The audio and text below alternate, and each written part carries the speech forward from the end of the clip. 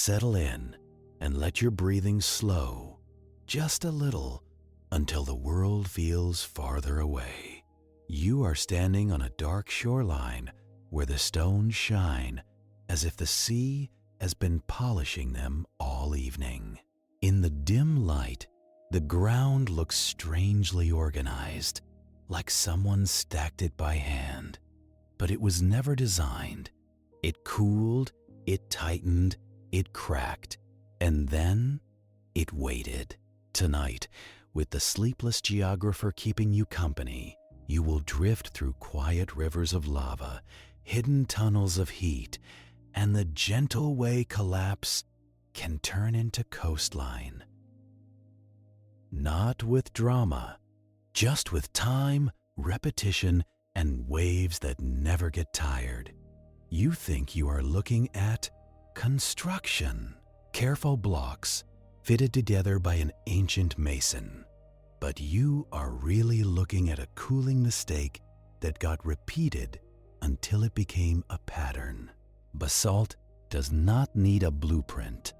It only needs heat, thickness, and time to lose that heat evenly. This shoreline, like the Giant's Causeway and other basalt coasts, is what happens when molten rock gets a long, slow chance to become ordinary. Not in one heroic eruption either. More like a series of pours, arriving, pausing, arriving again, with quiet years in between, the kind no one writes down. Out here, the air feels damp and heavy, as if the sea is holding it close. Sound travels oddly over stone like this. A small wave can sound closer than it is, then vanish, swallowed by the rough geometry under your feet. The ground is hard, yes, but it is also full of edges, seams, and tiny gaps where water can live. And the waves keep repeating the same patient lesson. Everything solid is only solid for a while. You step carefully because the stones are dark and a little slick. Some are flat-topped like low stools. Some are tilted like books that were shoved back onto a shelf in a hurry. Between them are narrow joints where salt water creeps in and pulls back out, over and over, as if practicing. If you stay with the scene long enough, you notice something else. This coast is not a ruin. It is a process that happens to look finished. The columns seem tidy because nature likes the simplest solution. When thick lava cools, it shrinks. When it shrinks, it has to crack somewhere. And when it cracks evenly, again and again, it tends to make shapes that waste the least effort. That is why you see so many straight lines here. Not because anything was cut, because cooling rock is lazy, and laziness loves a pattern. The sea does not care about any of this geometry, of course. The sea is a slow demolition crew with an endless shift schedule. It does not need to be angry to be effective. It only needs to keep showing up. And as you listen to the water working, it becomes natural to wonder what kind of fire could leave behind a shoreline this orderly. So you let your mind drift inland, away from the surf, away from the salty wind. You travel backward, not in a dramatic way, just in a quiet reversal of cause and effect. Before this was a coast, it was a plain. Before it was a plain, it was a place where the ground opened and poured out heat. You have been taught to picture lava as an explosion, a bright fountain, a violent crack, a headline. But most lava, most of the time, is not interested in performance. It behaves more like a spill that refuses to stop. Imagine a thick, glowing liquid arriving in slow waves, not water fast. More like honey, if honey could burn through your boots without trying. It pushes forward, it folds over itself, it finds low ground, and it fills it. The first thing that happens is quiet. The surface meets cooler air, and it skins over. A dark crust forms, thin at first, like a film. Under that crust, the inside stays hot and moving, insulated by its own cooling shell. This is how a lava flow can look solid from a distance while still being alive underneath. A black field, apparently at rest, with a red, mobile interior, still trying to go somewhere. Layer after layer can stack up this way. Each new pulse of lava arrives, spreads, and seals heat beneath it. Blankets on blankets, heavy and patient. From above, later it will look like one event. But it is usually many events. Separated by calm years, you would never notice unless you lived long enough to become a rock yourself. The land here did not begin at the edge of the sea. The sea came later, when the world shifted and water claimed the low places. The story starts inland, with lava arriving like an unwanted delivery, again and again, left on the doorstep of the landscape. As the flow moves, it behaves like a river with strange manners. It follows channels. It piles up against obstacles. It splits around ridges, then rejoins. It can even build its own banks as the edges cool and harden, guiding the hotter center forward. And this is where the coast begins to hide one of its best tricks. Because once the surface crust thickens, the lava underneath can keep going in secret. A corridor with a stone ceiling. A lava tube sounds like a simple thing, and it is, in a way. Hot lava continues to flow inside. The outside cools first because it touches air and colder rock. Over time, the outer shell becomes firm basalt, while the inside stays molten and mobile, so the flow gets a roof. Inside that roof, lava can travel farther and faster than you would expect. It loses less heat. It stays fluid longer. It can move under the crust like a concealed conveyor belt, delivering molten rock downslope without advertising it. If you have ever walked past a building at night and seen warm light leaking under a door, that is the feeling.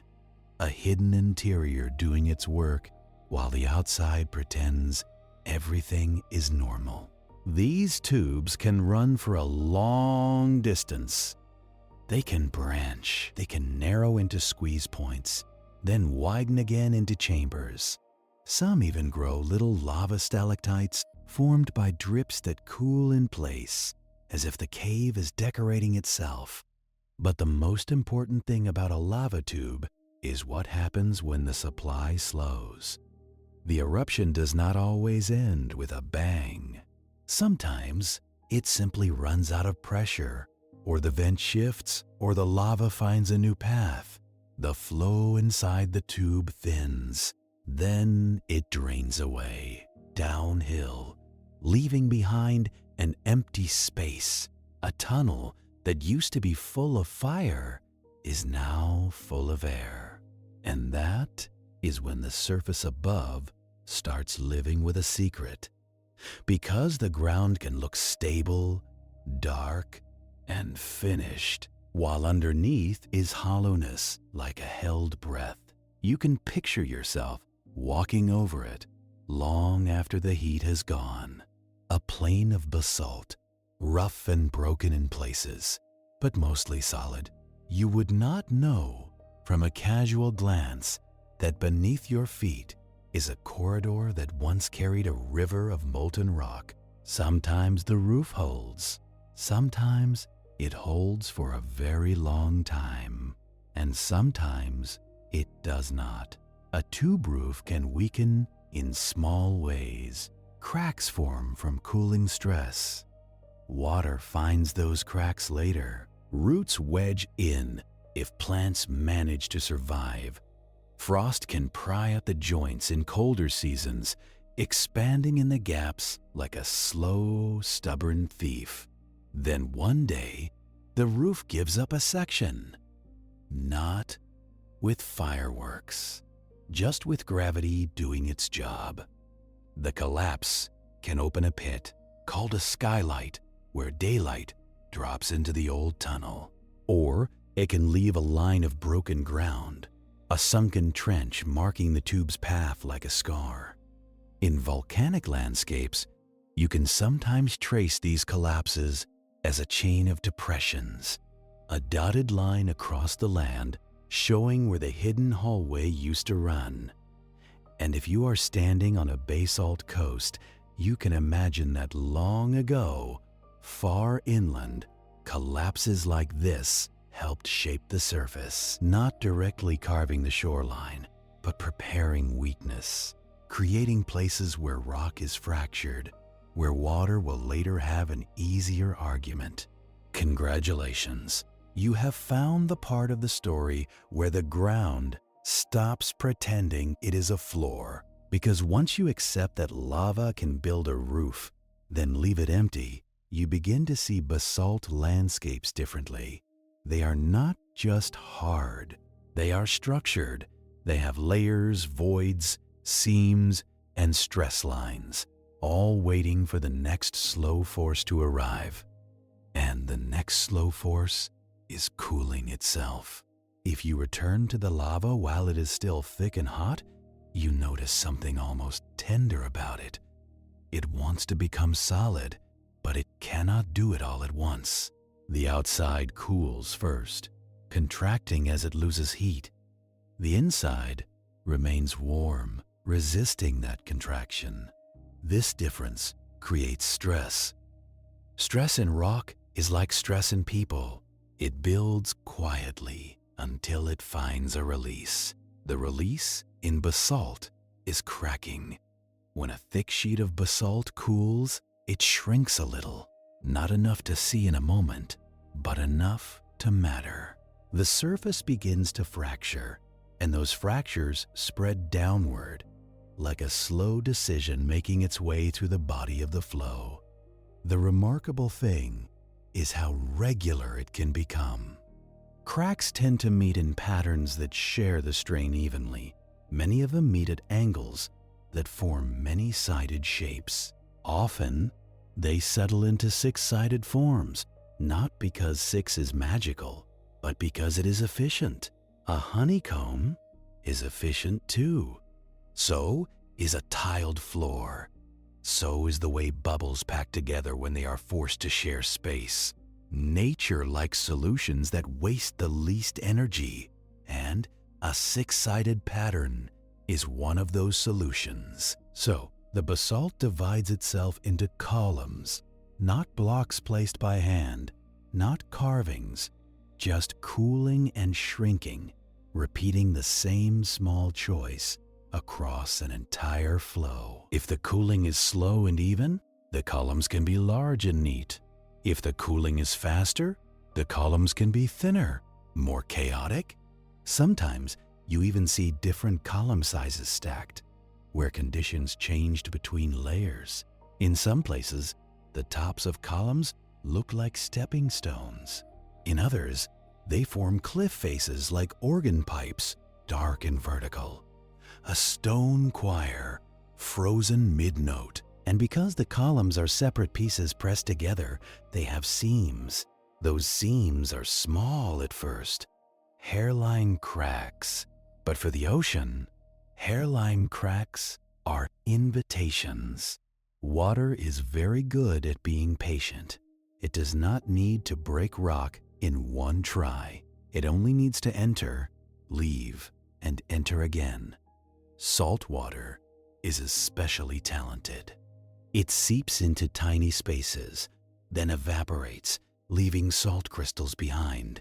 Those crystals grow and push, widening the crack a little. Then more water enters.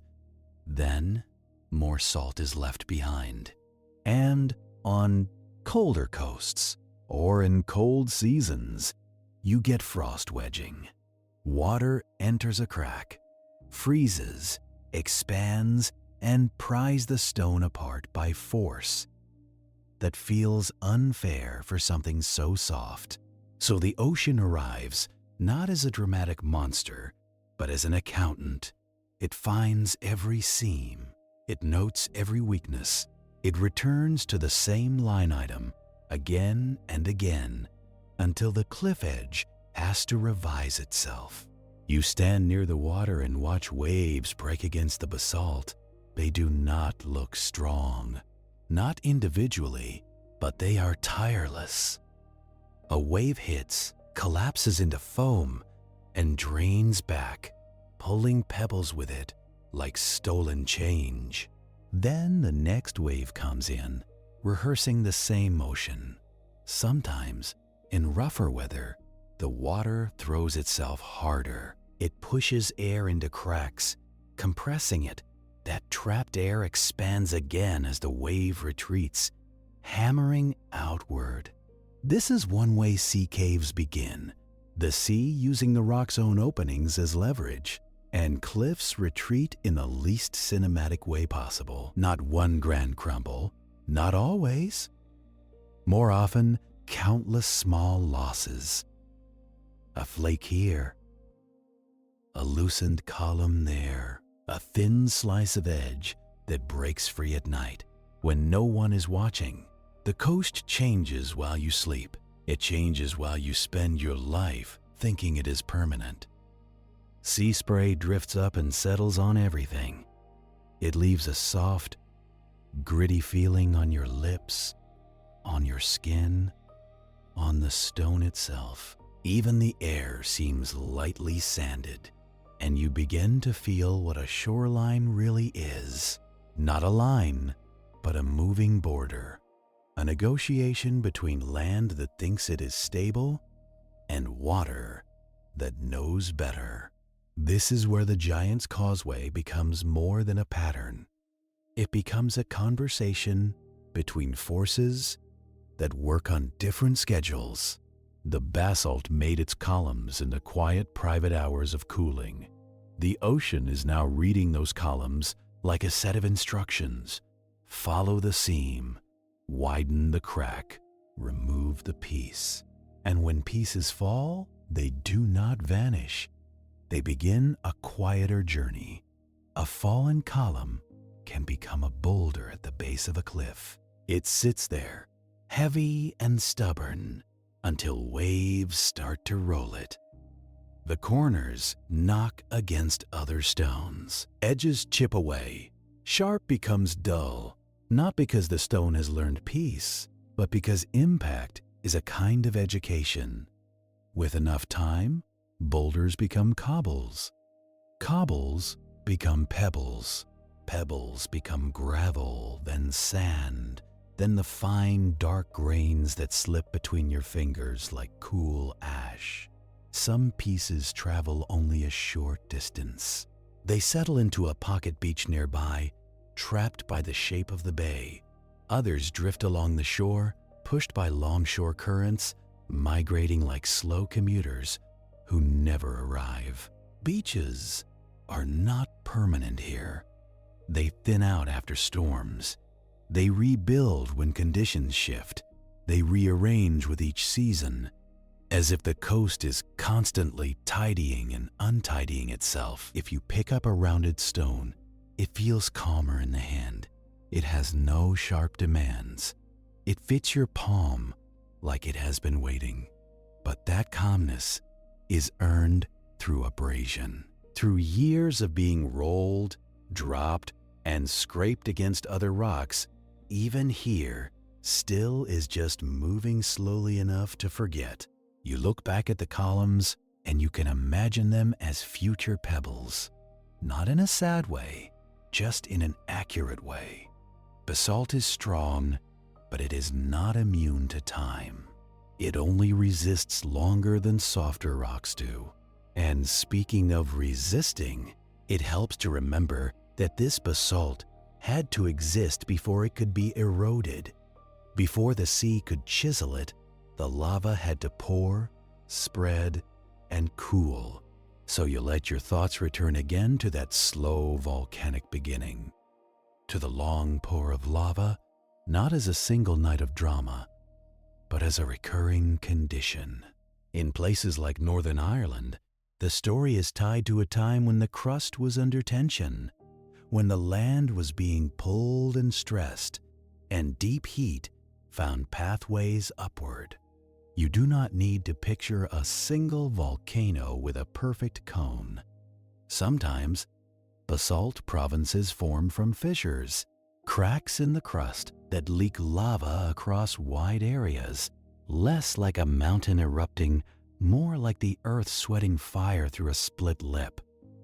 The lava spreads out in sheets. It fills valleys.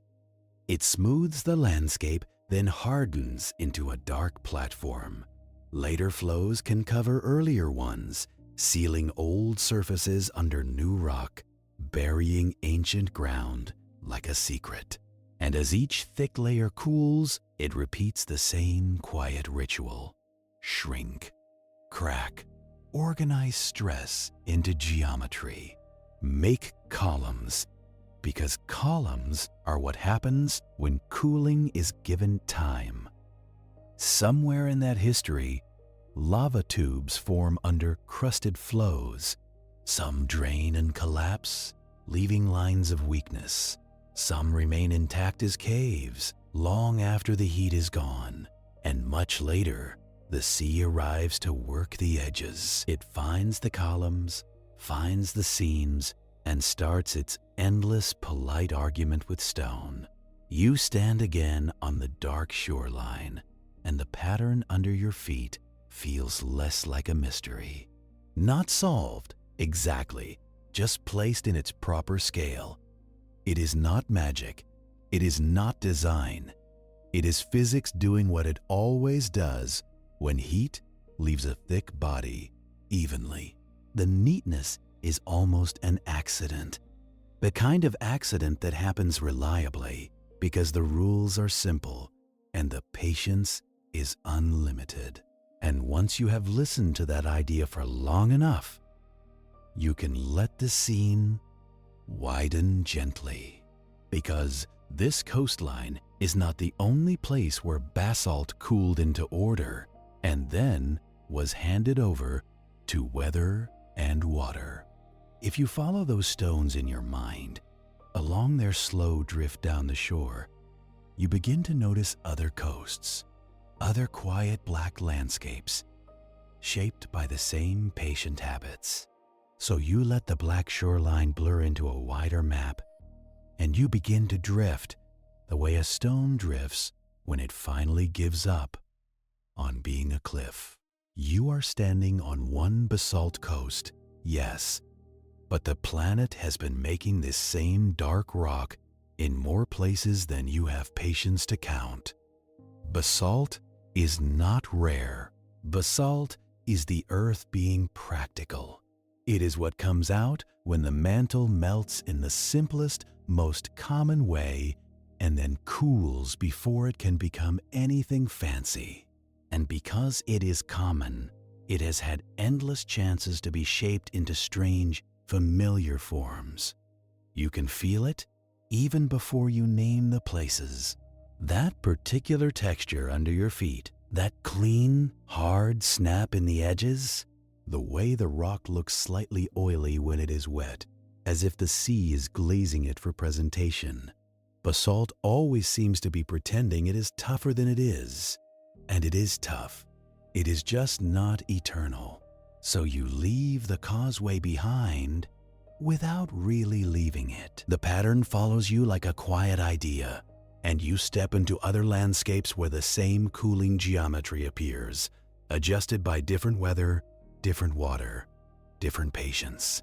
On one coast, the air is mild and wet, and the rock stays dark for most of the year. On another, the cold makes the cracks more ambitious. On another, the basalt lies inland, nowhere near salt water, and it is wind that does the sanding. The columns themselves do not care what is doing the work. They only offer seams. You might drift to an island first, because islands make basalt feel honest. An island does not pretend it was always there. It looks like it rose up, because it did, and basalt is often the handwriting of that rise. Picture a slope of black lava that ran to the sea and stopped, not because it wanted to, but because it met water and cooled too quickly to keep moving. You can almost hear the hiss that would have happened, and the frantic shattering as the outer skin cracked from thermal shock. In those places, the basalt is not always columns. Sometimes it is broken glassy rubble called hyaloclastite, a word that sounds like a medical condition and behaves like one too. It is lava that met water and panicked. But when the lava piles up thick enough and cools more slowly, the columns return. The same shrinkage, the same stress, the same efficient fractures. Hexagons when conditions are steady. 5 sides and 7 sides when the rock has a slightly messy day. You walk along a cliff edge made of these vertical organ pipes. From a distance, it looks like a cathedral wall. Up close, it looks like someone stacked dark beams and forgot to glue them. Congratulations! You have found architecture with no architect, and it will crumble anyway. On some shores, the sea works at the base and makes caves. You can stand near the mouth of one and listen. The sound is not just waves. It is the whole cavity breathing air pushed in and pulled out by water that refuses to be subtle. Sea caves in basalt often begin at a weakness, a joint, a place where 2 columns meet and water can wedge its way in. Each wave compresses air inside like a bellows. Each retreat lets it expand. The rock is being hammered by invisible pressure. Over time, the cave grows, and sometimes it grows through. An arch forms, a brief window in the cliff, framed by dark stone with bright moving water behind it like a screen. Arches are always temporary, and they always look confident. The roof is supported until it is not. The same joints that let the sea in will eventually let gravity win. When the arch collapses, it becomes a stack, a lonely pillar left offshore, and then that stack becomes a low stump, and then it becomes boulders, and then it becomes the same pebbles you held in your palm on the causeway, smooth enough to feel harmless. Nothing is lost. It is only resized. Now take that same basalt, but set it under a waterfall instead of a wave. You trade salt spray for river mist, and the sound changes from patient crashing to constant falling. Basalt makes excellent ledges for waterfalls because it can be hard and it can fracture cleanly. A river flowing over a basalt layer will often cut at the seams, exploiting the joints between columns the way the sea does. But the river has its own style. Waterfalls are not fixed in place. They retreat upstream, slowly, by undercutting. The water erodes the softer rock beneath, or it pries loose blocks along fractures. Eventually, a lip collapses, and the waterfall jumps backward by a small but meaningful amount. You can stand at the edge and look down, and you might think the river has always fallen here. But the river is constantly relocating its own drama. It is moving the edge of the world upstream, one collapse at a time. In some basalt waterfalls, you can see the columns in cross-section, like a bundle of dark pencils snapped and stacked. The river does not cut through the columns as if they were one solid slab. It negotiates with them individually. It loosens one. It removes it. It repeats. A waterfall is the sound of erosion getting immediate results, but the mechanism is still the same old patience. Find weakness, widen, remove. And basalt has a lot of weakness disguised as order. Sometimes the basalt does not make vertical columns. Sometimes it makes a fan. This happens when lava cools against an uneven surface, like the wall of a valley, or the side of a gorge, or the edge of a glacier. The cooling front moves in a different direction, and the columns grow perpendicular to that front. So you might see columns splayed outward like a deck of cards, or curved like ribs. It looks artistic. It is simply physics choosing the shortest path for heat to escape. If you are in a place where ice once pressed against lava, the shapes can be stranger still. Lava and ice do not get along. Ice makes the lava chill fast. Fast cooling makes smaller columns, more chaotic joints, more fractured rock. And later, when the ice is gone, those fractures are ready for the next force, which is often water again, arriving as rain and melt and river. Now, let the climate turn colder. Not a little colder, but properly cold. The kind of cold where even stone seems to contract into itself.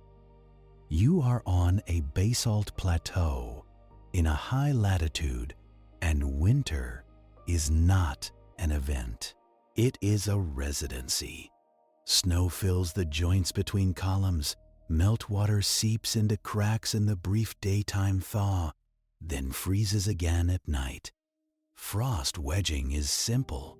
Water expands when it freezes. The expansion pushes on the sides of the crack. One freeze does not do much.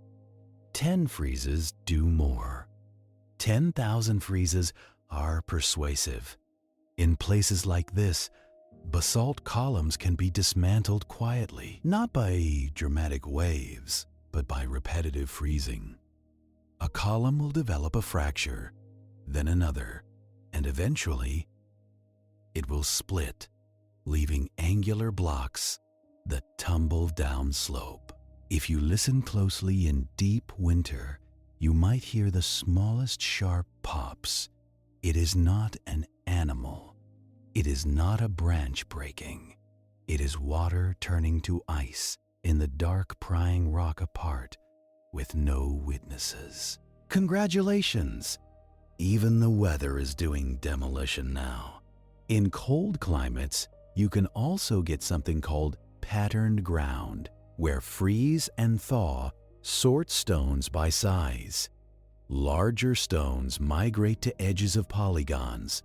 Smaller grains settle in centers.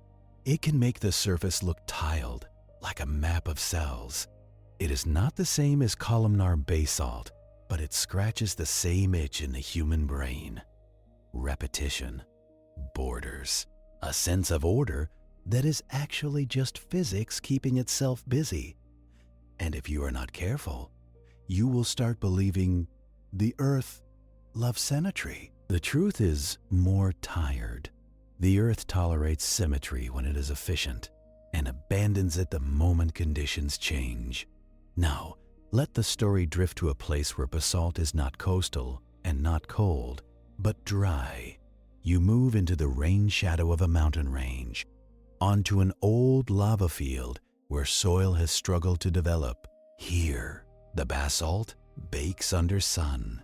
It expands during the day, contracts at night. Thermal stress can work rock too, especially where surfaces are exposed and temperature swings are large.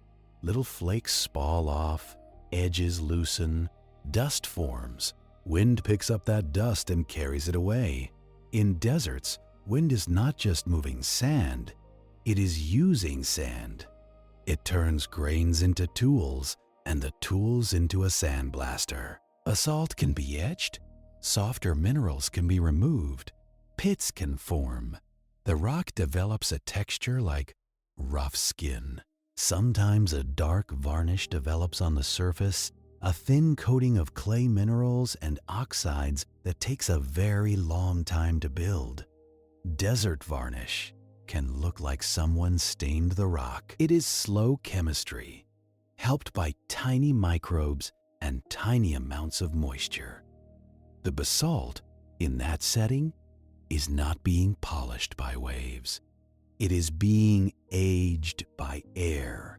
And all of these landscapes, wet coast, river gorge, ice plateau, desert plain, are different costumes over the same underlying structure, a cooled lava flow, fractured by shrinkage, divided into units, offered up to the world, one seam at a time. You begin to realize the Giant's Causeway is not a singular miracle. It is a very visible example of a basic habit. Basalt provinces exist on a scale that makes human borders feel silly. Some cover hundreds of thousands of square miles.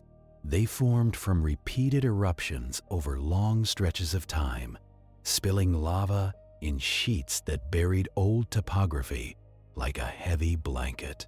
These are called flood basalts, and the name is accurate in a way that feels unfair. A flood suggests water, and water suggests life. These are floods of molten rock, and they do not care about life at all. A flood basalt does not need a tall volcano. It can emerge from fissures, long cracks that open and leak. The lava spreads across lowlands, filling basins, smoothing relief. Over time, layer upon layer stacks up. If you could cut a vertical slice through one, you would see a book of basalt chapters. Each flow has a top and bottom, sometimes with a baked zone where it touched the older flow, sometimes with a thin soil layer where plants tried to return during the pause. Then another flow arrives and resets the surface. It is not personal. It is just geology. You can tell these flows apart by texture. The top of a flow often cools faster and can be vesicular, full of bubbles frozen in place. The bottom can be denser. Between flows you might find sediment, ash, or ancient soil called a paleosol, a ghost layer that says, for a while, things were quiet. Quiet, in geology, is always temporary, and the Causeway, for all its myth and tourism and careful stepping stones, is part of a much larger basalt story tied to the opening of an ocean basin. When continents begin to split, the crust thins. Pressure changes in the mantle can produce melt. Magma finds pathways upward. This is not a single eruption. It is a phase of the planet's restless rearranging, like furniture moving in slow motion. If you want to picture continental rifting without the romance, imagine two shopping carts in a parking lot, drifting apart because the ground is slightly sloped. Very slowly, over millions of years, the gap widens, the asphalt cracks, someone drops hot syrup into the crack over and over again until a new aisle appears. That syrup is basaltic magma, and it tends to be runny compared to stickier, more silica-rich magma. That runniness is why it forms flows and sheets so readily. It can travel. It can cover ground. It can make plateaus.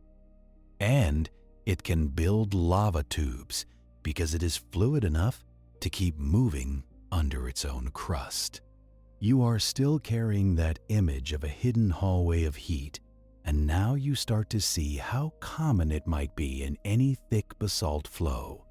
A surface cools, an interior continues. The flow organizes itself into a roofed channel. If the tube drains, it leaves a void.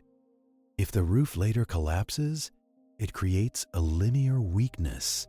And if erosion later finds that weakness, it has a head start.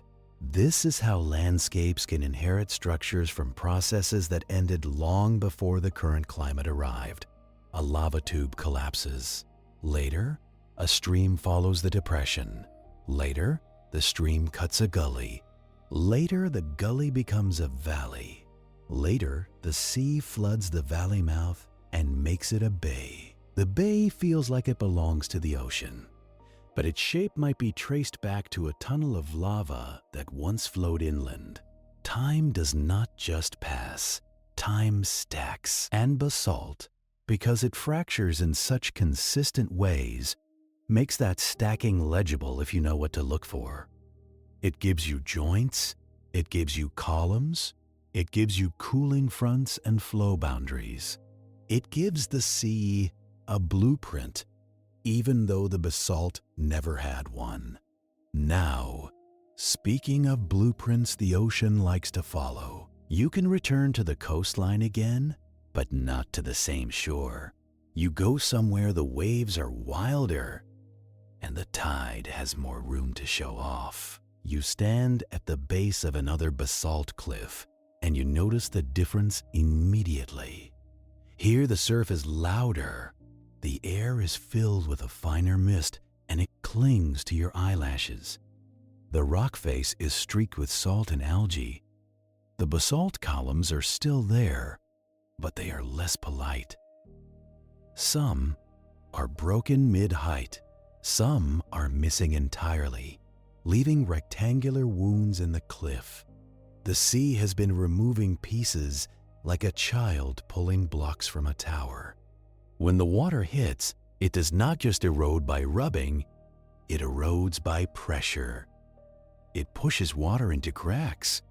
It compresses air. It uses hydraulic action, a simple concept with a dramatic effect.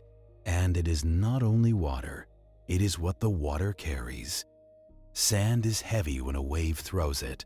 Pebbles become projectiles. Even in a calm-looking bay, there is always some grit moving. And grit is how rock gets worn. You can watch the tide pool edges where the sea has been swirling pebbles in place. Like a slow blender, it creates potholes, circular depressions drilled by rotating stones. Each pothole starts as a slight hollow, a place where a stone gets trapped. Once trapped, it moves with the current, spinning and grinding, deepening the hole. Over time, the pothole grows large enough to swallow the stone, then larger enough to trap a new stone. It is erosion making its own tools, then replacing them when they wear out. And basalt, for all its strength, is not immune. The joints between columns are vulnerabilities. The vesicles, the bubbles in the rock, can be weak points too. Altered minerals can crumble. Weathering can soften the surface. Over long periods, basalt can weather into clay-rich soils.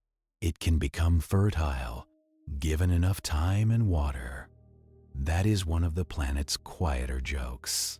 Lava looks like death when it is fresh, but its minerals, rich in iron and magnesium and calcium, can break down into soils that support intense life. Some of the world's productive agricultural lands sit on old basalts. The same rock that once sterilized a landscape can later feed it. The timeline is just inconvenient for anyone hoping to watch the whole transformation. You can stand on a basalt-derived soil and feel how different it is from sand. It is heavier, it holds water better, It can be red or dark brown, stained by iron oxides. It clumps. It sticks to boots. It makes walking slightly more annoying. Congratulations, the apocalypse rock has become mud. And that is part of the basalt story too. Not just cliffs and columns, but breakdown and reinvention. The cycle from magma to rock to soil to sediment, and sometimes back into the mantle again, because basalt is part of the ocean floor too. Most of the seafloor is basalt, created at mid-ocean ridges where plates pull apart and magma rises to fill the gap. The ocean basin is paved with basalt like an endless road that is constantly being repaved.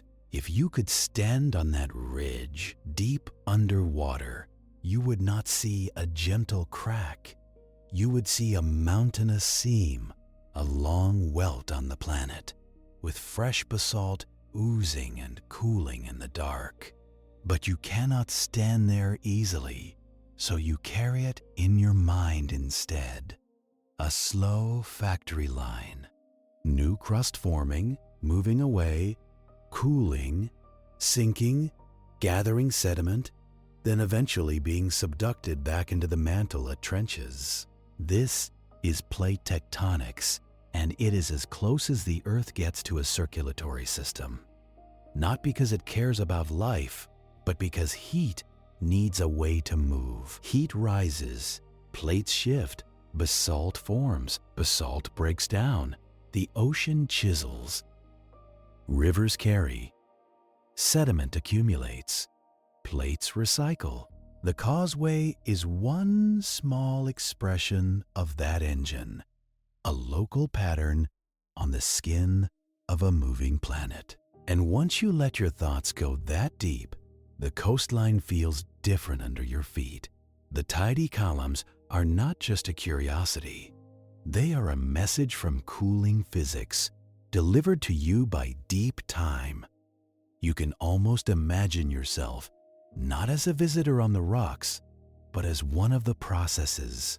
You are a thin seam between two columns, a place where water likes to linger.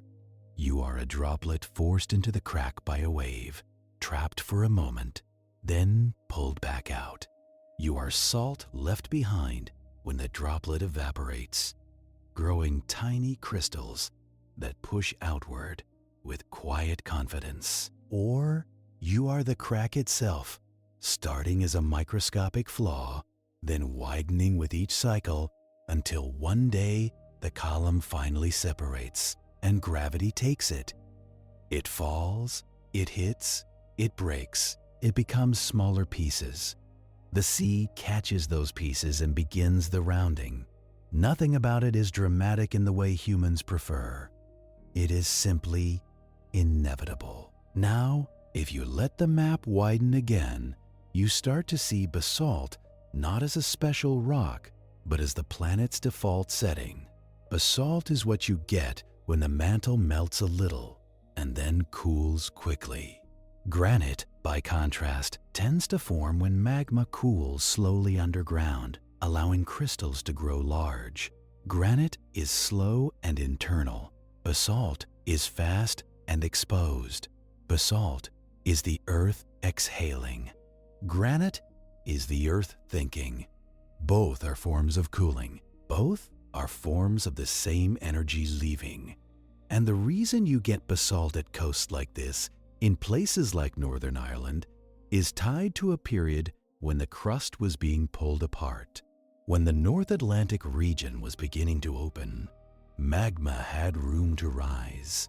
The landscape was flooded with lava in repeated events. Those events, over time, built thick piles of basalt that later cooled into columns and later met the sea. So when you look at those neat hexagons, you are also looking at a chapter in the early history of an ocean. That is a lot to ask of a stepping stone. But basalt is used to carrying heavy stories. It carries continents in a way, because the oceanic plates are basaltic and they move beneath and alongside the thicker continental crust. The plates behave like rafts over the softer mantle beneath, not floating on liquid, exactly, but moving over hot solid rock that can deform over long time. It is more like a conveyor belt made of slow clay. And because of that movement, coastlines are not just eroded, they are also shifted, lifted, lowered, and rearranged. This is where your sense of the Causeway as a simple shoreline has to expand. The columns formed when lava cooled, but the land itself has been moving through different states since then. Uplift can raise basalt layers, subsidence can lower them, faults can break them, glaciers can scrape them, seas can advance and retreat. In the last few million years, during repeated ice ages, the weight of ice sheets pressed down on northern lands. When the ice melted, the land began to rebound upward, a process called isostatic rebound. It sounds like a yoga pose. It is. The crust springing back after being crushed by miles of ice. Rebound can tilt coastlines, change drainage patterns, alter where rivers meet the sea. It can expose new cliffs to wave attack or raise old shorelines out of reach, leaving them stranded as terraces. So even the simple act of a sea meeting basalt is not fixed in time. Sea level itself changes too. During glacial maxima, sea level can be much lower, exposing more land. During warmer periods, it rises and floods valleys. Your shoreline is a moving target in both directions. The land moves. The water moves. The border between them migrates, which means the causeway you stand on now is not the same shoreline the basalt first met. It is one moment in a long negotiation. And if you let that settle in, it becomes easier to imagine other basalt landscapes that once had waves and now do not, and others that once were inland and are now coastal. You might think of a cliff face with columns high above the current waterline. That could be an old shoreline raised, or it could be a river gorge, or it could be a fault scarp. The same geometry appears in different contexts. The earth reuses its patterns the way humans reuse excuses. Now, because your mind is still following stones, you can follow basalt fragments beyond the beach, past the point where they become sand. Basalt sand is often darker than quartz sand. It can make beaches look black or charcoal gray.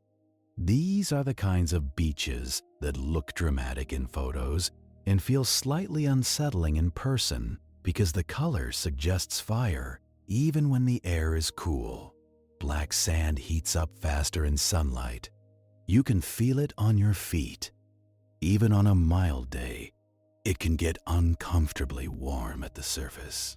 In tropical settings, it can be hot enough to make you hop like you are dancing for reasons you do not want to explain. That heat can dry the surface quickly, leaving the sand looser and easier for wind to move. So black sand beaches can form dunes too, dark dunes with pale foam at their edges. The grains are often heavier than quartz, so they may not travel as far offshore in gentle conditions. They can accumulate in pockets held by currents and headlands. Beaches, again, are not fixed objects. They are inventories of sediment, constantly adjusted by wave energy and supply. If a cliff is eroding fast, it supplies more cobbles and sand to the shore. If erosion slows, the beach can thin. If storms increase, the beach can be stripped and moved offshore into bars. If calmer conditions return, some of that sand can be pushed back. The beach is a savings account the ocean withdraws from and deposits into, depending on weather. And those rounded stones you held earlier, the ones that felt calm, can be read like a travel diary. Their size tells you something about energy. Large boulders mean strong waves or a nearby source. Fine sand suggests long transport or intense abrasion. Even the shape matters. Flat, disc-shaped stones may have been rolled in surf. More spherical ones may have tumbled longer. Angular ones are fresher, recently broken. You can pick up a pebble and know whether it has suffered enough. Now, as you drift across basalt coasts in your mind, you begin to notice the human layer again. Humans cannot resist these places. They build stories on them. They build buildings near them. They build roads along them, right up against a cliff that is actively retreating. And then they act surprised when the cliff wins. On basalt coasts, people quarry stone. Basalt can be used for construction, for road base, for rail ballast. It is strong and durable. It breaks into angular fragments that lock together, which makes it useful for stabilizing surfaces. But quarries also reveal the interior of flows. They expose column patterns, vesicular layers, baked contacts, the hidden details you would not see on a tourist path. A quarry is a wound that teaches you anatomy. And in some places, people have used basalt columns as building material directly, stacking them like timber, because they are already shaped. You do not have to cut a perfect block when geology has done the rough work. Of course, basalt columns are not always the same length. They can taper. They can curve slightly. They can have joints, little breaks along their length, called entablature in some contexts, where cooling conditions changed. So building with them is less like working with bricks and more like working with a pile of stubborn, heavy sticks. The basalt does not care what you want.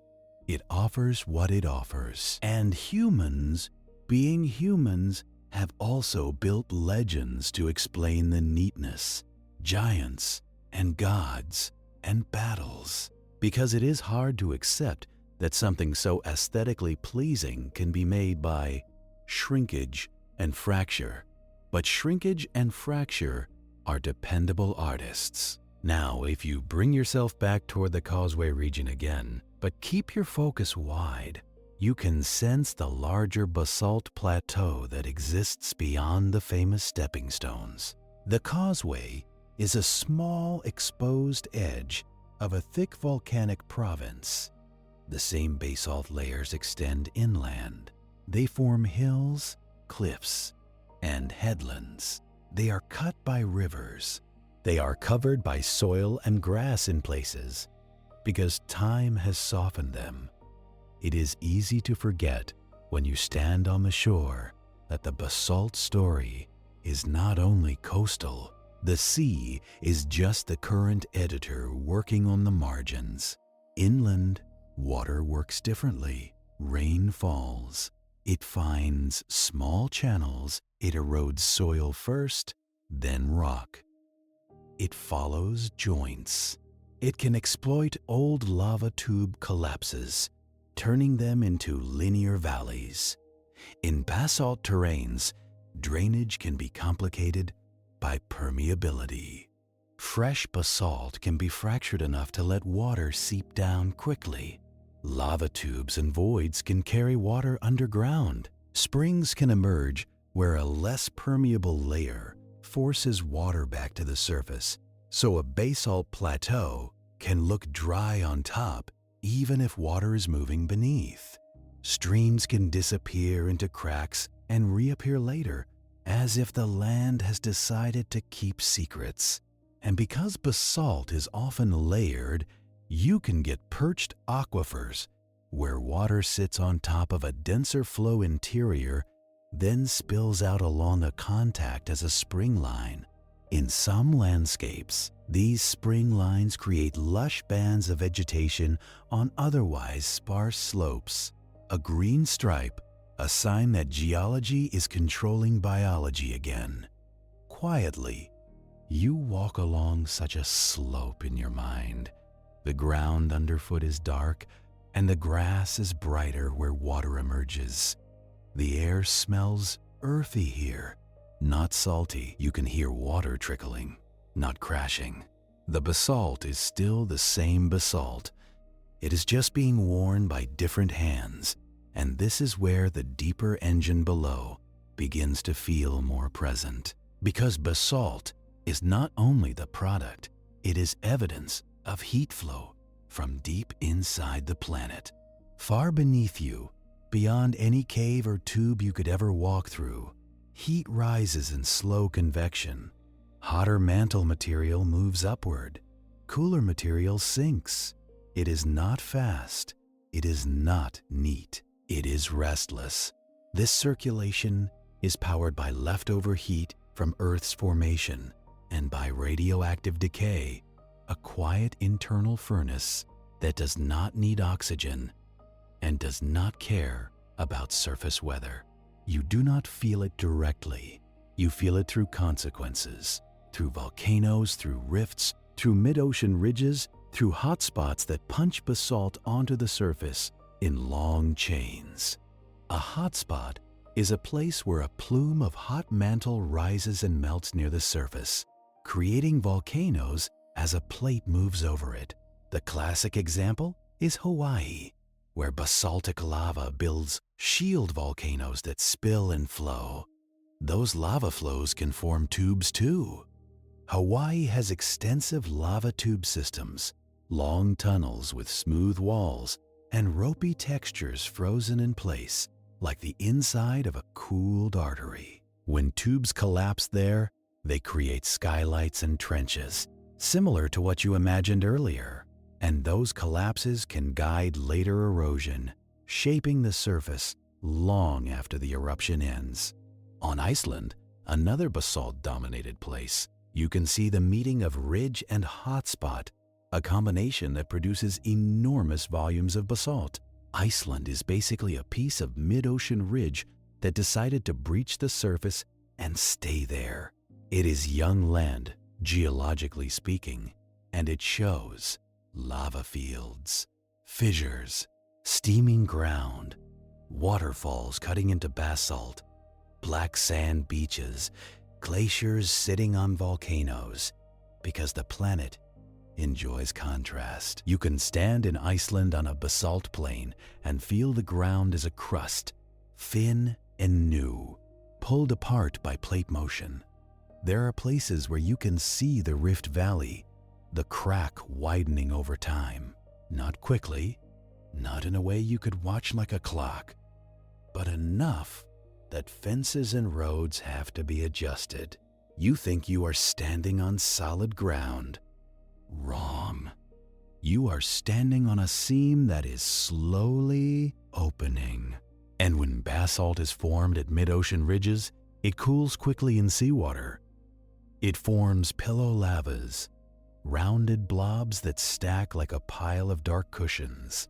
Each pillow is a burst of lava that chilled on contact with water, forming a skin and pushing more lava inside until it bulged and cracked and formed another pillow. If you ever see pillow basalts exposed on land, it tells you something important. It tells you this rock formed underwater and was later uplifted and exposed. Mountains can contain old seafloor. Continents can carry fragments of ocean crust called ophiolites, shoved up during collisions. The Earth does not keep environments in their assigned lanes. So, basalt is everywhere, in different forms, and each form is a clue about conditions of cooling. Slow cooling in thick flows, columns, fast cooling underwater, pillows, violent interaction with water. shattered glassy fragments. Even within a single flow, you can see variation. The top can be rubbly and broken, called clinker, especially in a type of basaltic flow known as AA, pronounced like someone realizing the ground is painfully sharp. Another type, parejo, pronounced more smoothly, forms ropey surfaces and tends to be more fluid. Parejo is the kind that forms lava tubes readily because it can crust over while still flowing inside. So, if you are looking for the origins of tubes and collapses, you look for those smoother flows, the ones that behaved like a slow river under a darkening skin. You can imagine the surface cooling and wrinkling, forming ropes and folds. Beneath, the lava keeps moving. The roof thickens. The tube stabilizes. Then the eruption wanes. The lava drains. The tube becomes an empty passage. And then, long after, collapse. Collapse is not always immediate.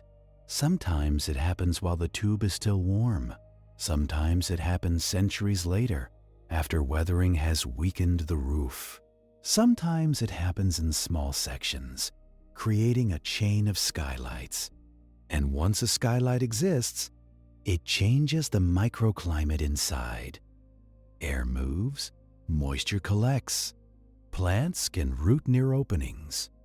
Animals can use the shelter. Humans sometimes use tubes too, for storage, for refuge, for ceremony.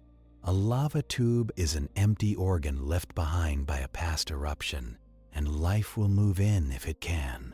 In places like the Canary Islands, people have used lava tubes historically as shelters and even as parts of settlements.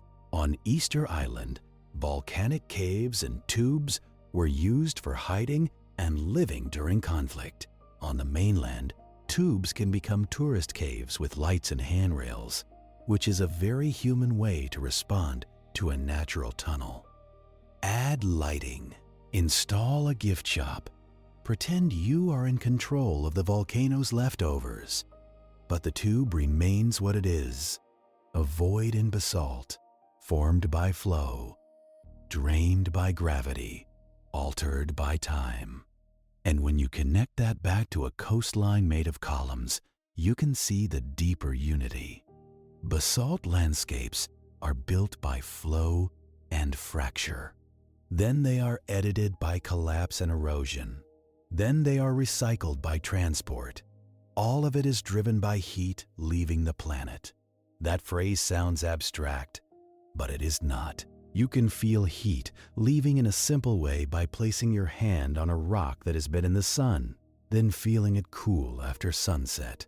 Now, scale that up to a lava flow, a thick body of molten rock, radiating heat into air and ground, cooling from the outside inward. The cooling creates shrinkage. Shrinkage creates fractures. Fractures create columns. Then water arrives, enters fractures, expands them, removes pieces. That is the story over and over with different scenery. And because your mind likes to wander, it might drift again to the causeway itself with this broader understanding layered on top. The columns there are part of an ancient lava stack, part of a rifting episode, part of an ocean's birth. They are also just basalt doing what basalt does. The neat stepping stones are not an exception. They are a well-preserved example. Preserved for now. If you stand on those stones at low tide, you can see small pools between columns where seawater collects. In those pools, algae grows, making surfaces slick. Small creatures live there, adapted to the rhythm of exposure and submersion. Twice a day, the sea changes the rules. It floods. It retreats. It leaves behind salt and life and a thin film of moisture that keeps chemical weathering going. Basalt weathers chemically as well as mechanically. Minerals like olivine and pyroxene can alter in the presence of water and carbon dioxide in the air, forming clays and iron oxides. The process is slow, but it happens. Water plus rock plus time equals change. Always. The joints between columns are places where water can linger longer, so weathering can be concentrated there. Over time, those joints widen, making the column boundaries more distinct. The geometry becomes more visible as the seams deepen. So the causeway's neatness is not only from cooling, it is also from erosion highlighting the pattern. The sea is tracing the lines for you, making the hexagons easier to see. It is like an old drawing revealed as the paper yellows. And now, speaking of the sea tracing lines, you can let your mind move along a coast where basalt is not in tidy platforms, but in tall cliffs, and the sea has carved deep inlets. You approach a headland. The rock face is jointed, and the joints run in sets, vertical and horizontal. The sea attacks at the base, exploiting a weak layer, perhaps a flow top that is more fractured, perhaps a zone altered by hot fluids long ago. A notch forms at the base of the cliff. The notch grows, the overhang becomes unstable, then a section collapses, sending blocks into the surf. Those blocks temporarily protect the cliff by absorbing wave energy. For a while, the cliff retreats more slowly because its own rubble forms an armor layer. But the armor is also being broken down. Waves roll blocks, smash them, grind them into smaller pieces. Eventually, the armor thins, and the cliff is exposed again. So the coast retreats in pulses. Attack, collapse, temporary protection, breakdown, attack again. You can almost hear the rhythm. Slower than tides, slower than storms, but still patterned. On some basalt coasts, you also get wave-cut platforms, broad flat areas exposed at low tide. These platforms form as waves erode the base of the cliff, and the cliff retreats, leaving a flattened surface near sea level.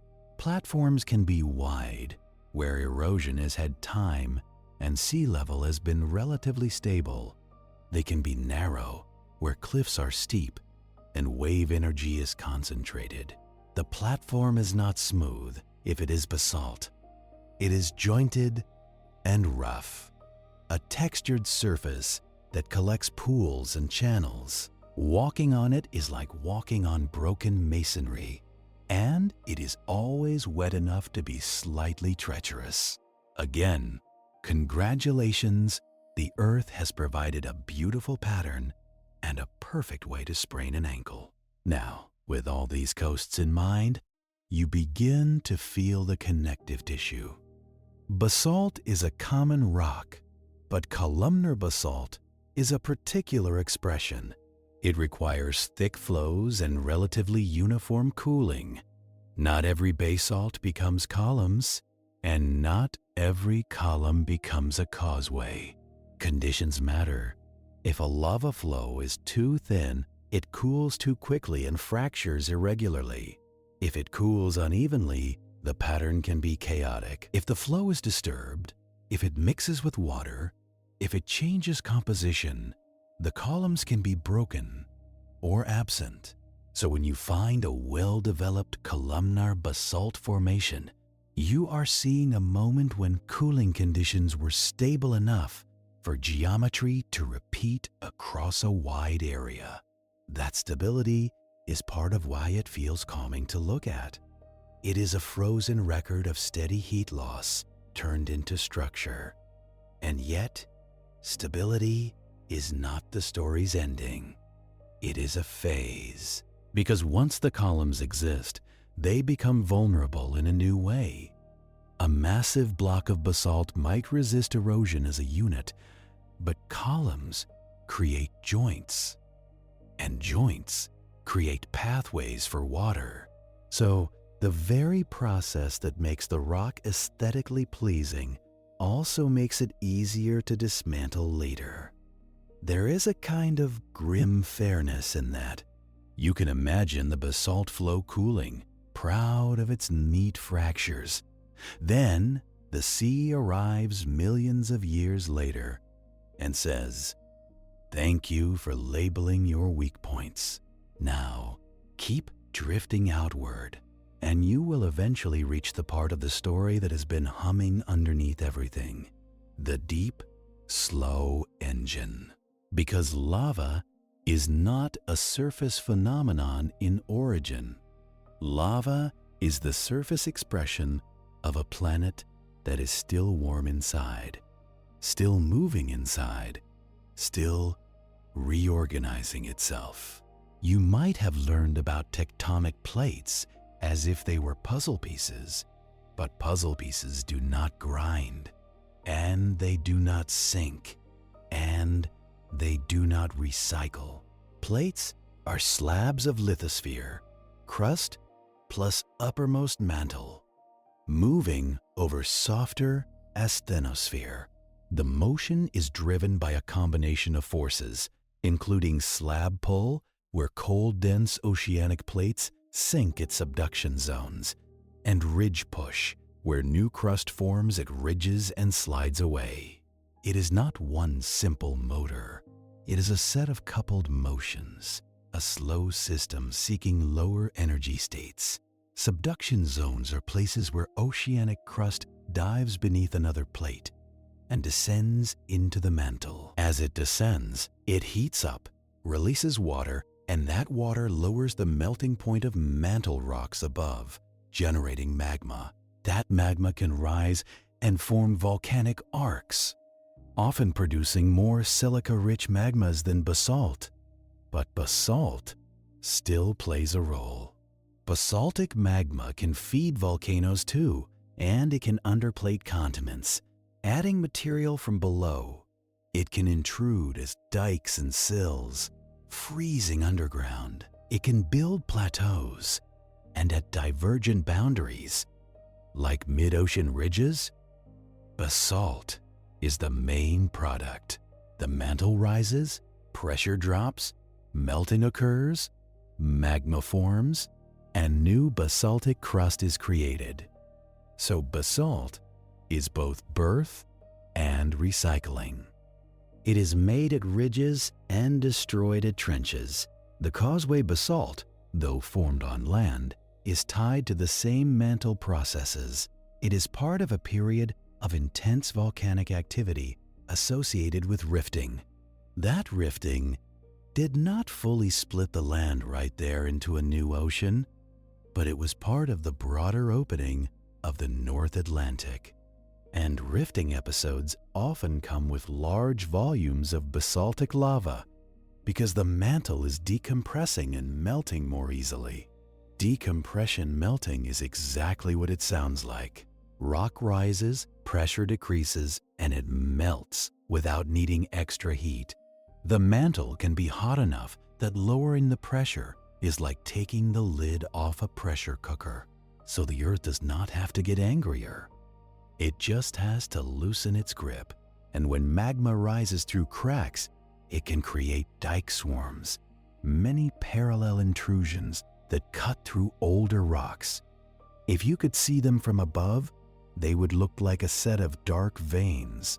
Sometimes, when erosion exposes these dikes, they form linear ridges or walls, because the basalt is more resistant than surrounding rock. In other places, dikes erode faster if they are fractured, leaving trenches. So even underground plumbing leaves surface signatures later.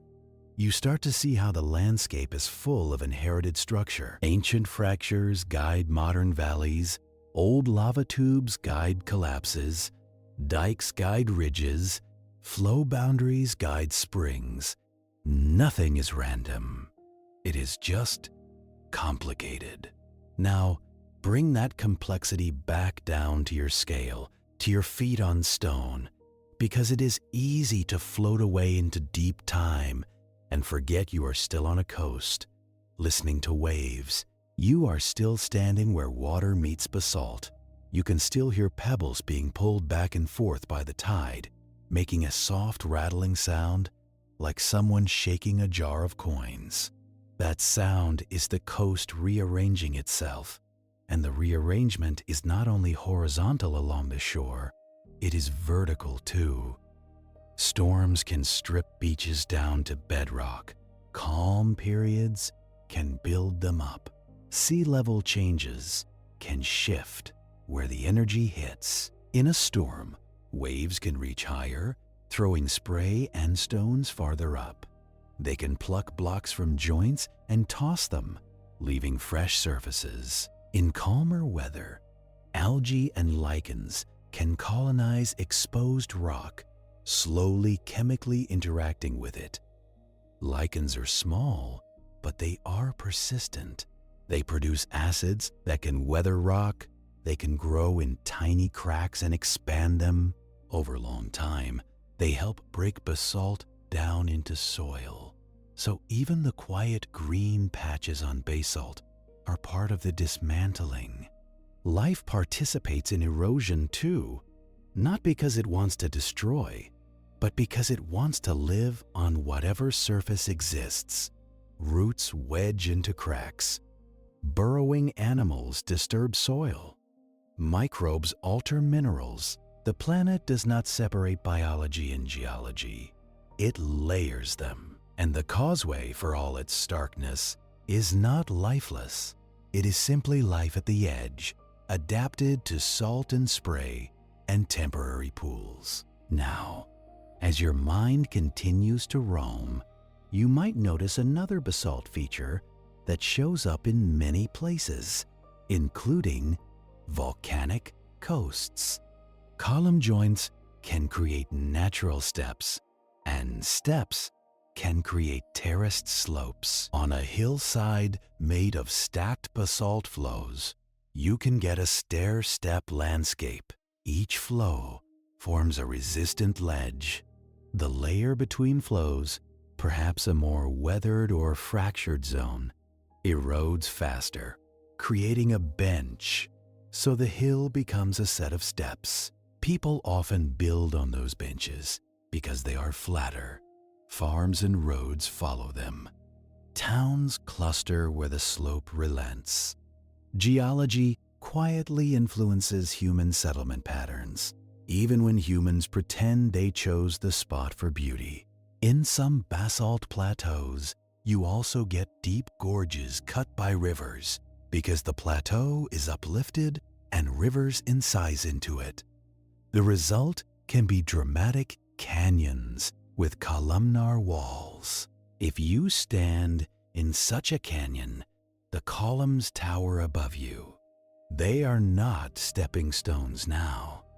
They are vertical bars. The sky is a narrow strip. The canyon is a reminder that basalt is strong enough to form cliffs, but jointed enough to fail in blocks. Mass wasting, rockfalls, landslides are common where columns provide ready-made slabs. A river at the bottom carries away debris. It does not have to carve every inch itself. Gravity does some of the excavation for free. And in that canyon, sound behaves differently. Water echoes. Wind funnels. Small stone falls sound large. You are reminded again that landscapes are active even when they look still. Now, if you keep following the engine idea, you can drift to a place where basalt is being made right now, or at least recently enough that it still looks fresh. A lava field with barely any plants, sharp clinker underfoot, a smell of sulfur lingering from vents. Fresh basalt can be rough and jagged. It can tear clothing. It can slice skin. It can be full of glassy edges. Older basalt, weathered and rounded and lichen-covered, feels kinder. Same rock, different stage. Time is what makes it feel safe. And if you ever needed a simple definition of geology, it is that. Time is what makes danger look like scenery. So while you rest your thoughts on these different basalt places, remember the sequence. Heat rises, lava flows, tubes form, collapse happens, cooling cracks, columns appear, water finds seams, erosion removes pieces, sediment travels, new rock forms elsewhere. It is a cycle that does not need you. It does not need anyone to witness it. But you are here anyway, mind wandering over dark stone, listening to the sea do its work. And as you hold that wide view, you can feel another shift coming, a deeper one, from the surface features to the machinery below, because basalt landscapes are not only shaped by erosion after they form, they are shaped by the conditions that made them. And those conditions come from the planet's interior rhythms. The mantle is not uniform. It has hotter regions, cooler regions, different compositions. It contains volatile elements like water and carbon dioxide, locked in minerals, released in melting. It convects slowly, but slowly is enough. Where plates diverge, magma is produced steadily. Where hotspots exist, magma is produced persistently. Where rifts form on continents, magma can flood out. And in rare cases, you get massive outpourings called large igneous provinces, enormous basalt events that can coincide with environmental change. These are not bedtime friendly in the dramatic sense, so you do not linger on catastrophe. You just note the scale. The Earth can pour out basalt like it is repainting a continent. And then it moves on. The Causeway basalt is part of one such volcanic province. Not the largest on Earth, but significant. It tells you that the region experienced sustained volcanism, not a single flicker. Multiple flows, multiple cooling episodes, multiple chances for columns to form. That repetition matters because it means the landscape had time to build thickness. Thickness allows slower cooling. Slower cooling allows more regular columns. So even the neatness under your feet is linked to the persistence of volcanism long ago. You can almost imagine the scene. Not a single eruption, but a landscape that periodically receives new lava like seasonal flooding. Each time, the surface is reset. Each time, cooling begins again. Between flows, maybe vegetation returns briefly. Soil forms thinly, then it is buried. The next flow arrives, a patient layering, indifferent to anything living on top. And then, after volcanism wanes, the land sits. It weathers, it erodes, rivers cut, ice advances and retreats, sea level changes, the coast is carved. By the time you arrive, the volcanic story is long finished, but the erosion story is ongoing. The sea is still working. The cracks are still widening. Stones are still being rounded, so the landscape is both ancient and current. It is a fossil of fire being edited by water. That is the comforting indifference of Earth. It never stops. It simply changes tools. And as you keep that in mind, your thoughts can drift again toward the exact causeway stones, not to conclude anything, but to see them with softer focus. Because after traveling across islands, waterfalls, ice plateaus, and ocean ridges, the familiar hexagons feel less like a spectacle and more like a quiet routine. The columns are not performing. They are resting between stresses, but the ocean is still reading them. You step from one to the next, feeling slight height differences. Some columns have sunk a little, perhaps along joints, perhaps from undermining, perhaps from subtle settling of rubble beneath. The surface is uneven because order does not mean perfection. It means a pattern within imperfection. Pools reflect the dim sky. In the pools, you see the shape of the columns around them, the edges softened by algae, the joints darker where water stays longer. The sea sighs in and out, and you can hear the small clink of stones moving in the shallows. Those stones are future sand. That sand may travel. It may be deposited elsewhere. It may be uplifted again. It may be melted again. A grain of basalt sand could, given enough time, become part of something entirely different. And if you follow that grain in your mind, you start to feel the deeper engine again tugging at the edges of your attention, because the journey of rock fragments is not separate from tectonics. Sediment accumulates in basins.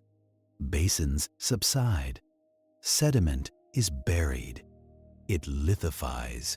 It is folded and uplifted. It is eroded again.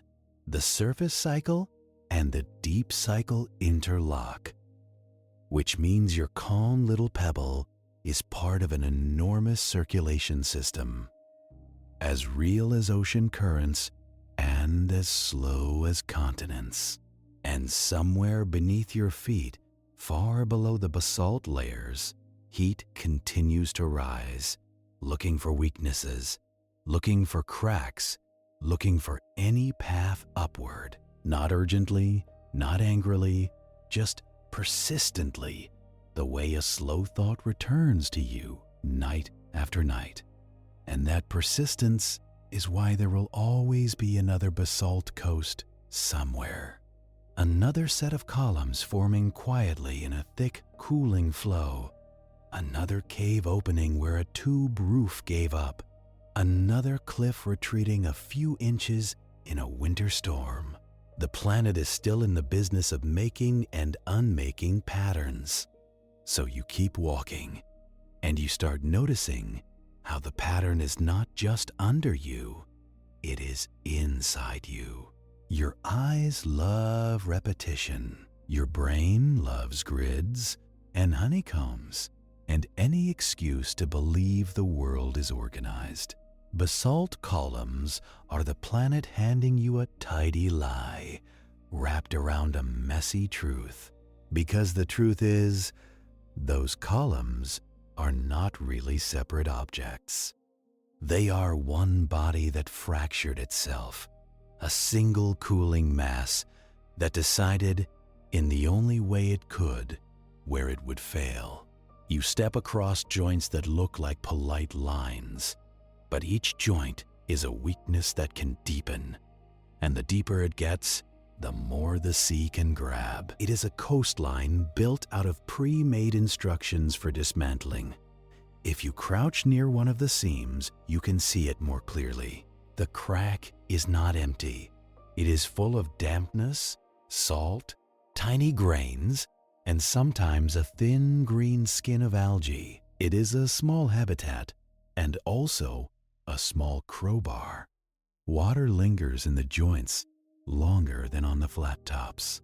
That means chemical weathering can work there quietly, day after day. Basalt minerals react with water and weak acids from the air. You do not need a chemistry set to understand the result.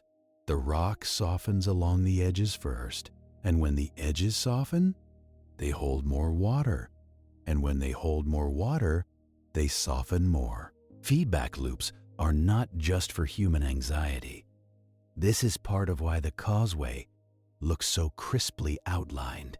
Erosion is not only removing rock, it is also drawing the pattern for you, inked in damp seams and darker lines. You might think the columns are uniform all the way down, but if you could slice through them, you would find they have their own anatomy. Columns often have cross fractures too, called joints, that break them into segments. It can look like stacked drums, one above another, not because the rock chose to be decorative, because cooling does not happen in one uninterrupted mood. Sometimes the top of a basalt flow cools fast, and the bottom cools differently. The middle cools slowest and tends to form the most regular columns. In some flows, you get a tangle zone between different column styles. Geologists call one common tangled zone an entablature, which sounds elegant. It is basically basalt admitting the temperature changed too quickly to stay neat. So even in a place famous for order, the rock has moments of stress and confusion. You can see it in the way some columns kink, or in the way some joints wander slightly off straight lines. Order in geology is always a trend, not a rule. And speaking of trends, you begin to notice the coast is not only being cut back, it is also being lowered very slowly by the grinding of debris. The pebbles you hear being dragged are not just travelers. They are tools pressed into service by waves with nothing else to do. When a wave pulls back, it drags stones down the slope. When the next wave pushes in, it shoves them up again. This back and forth is called swash and backwash. It sounds like a children's game, and it behaves like industrial sanding. Over time, that repeated motion can plane down uneven surfaces. It can widen little channels between columns. It can deepen the low spots into tide pools. It can turn one proud edge into a rounded shoulder. On nights like this, in the dim coastal light, you can almost pretend you hear it happening. Not the big collapses, the small, constant work. The faint scrape of stone on stone, and the soft click of pebbles settling. Now your thoughts drift outward again, the way they always do here, because once you see basalt as both structure and weakness, you start noticing it everywhere.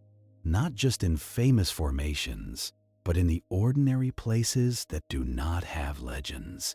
You imagine a wide lava plain, inland, older than the coast, older than the stories. It is covered in grass now, maybe even farmland, and from above it looks boring, which is the highest compliment geology can receive, because boring means it has survived long enough to be ignored.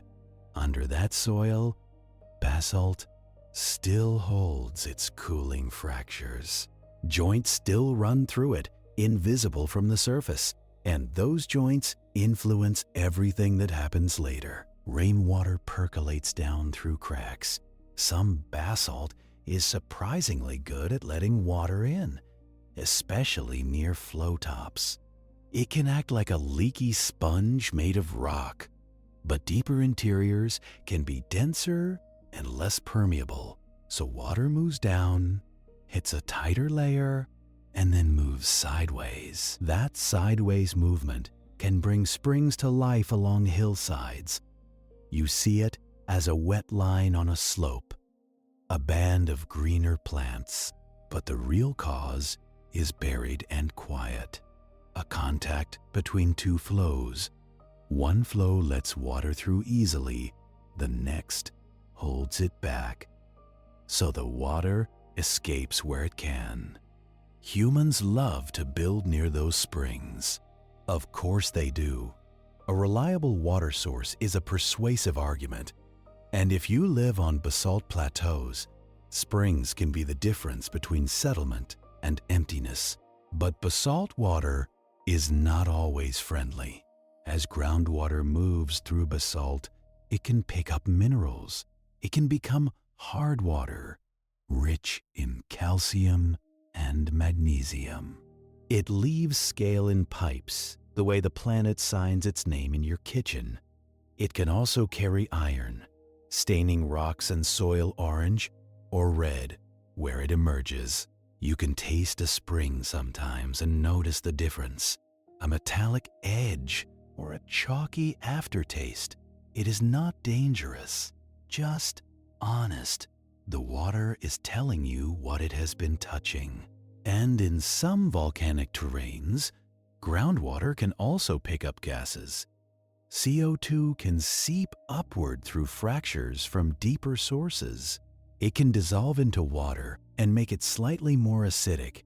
Acidic water weathers basalt faster. It is a small chemical nudge, but time is all about small nudges. So the story keeps layering.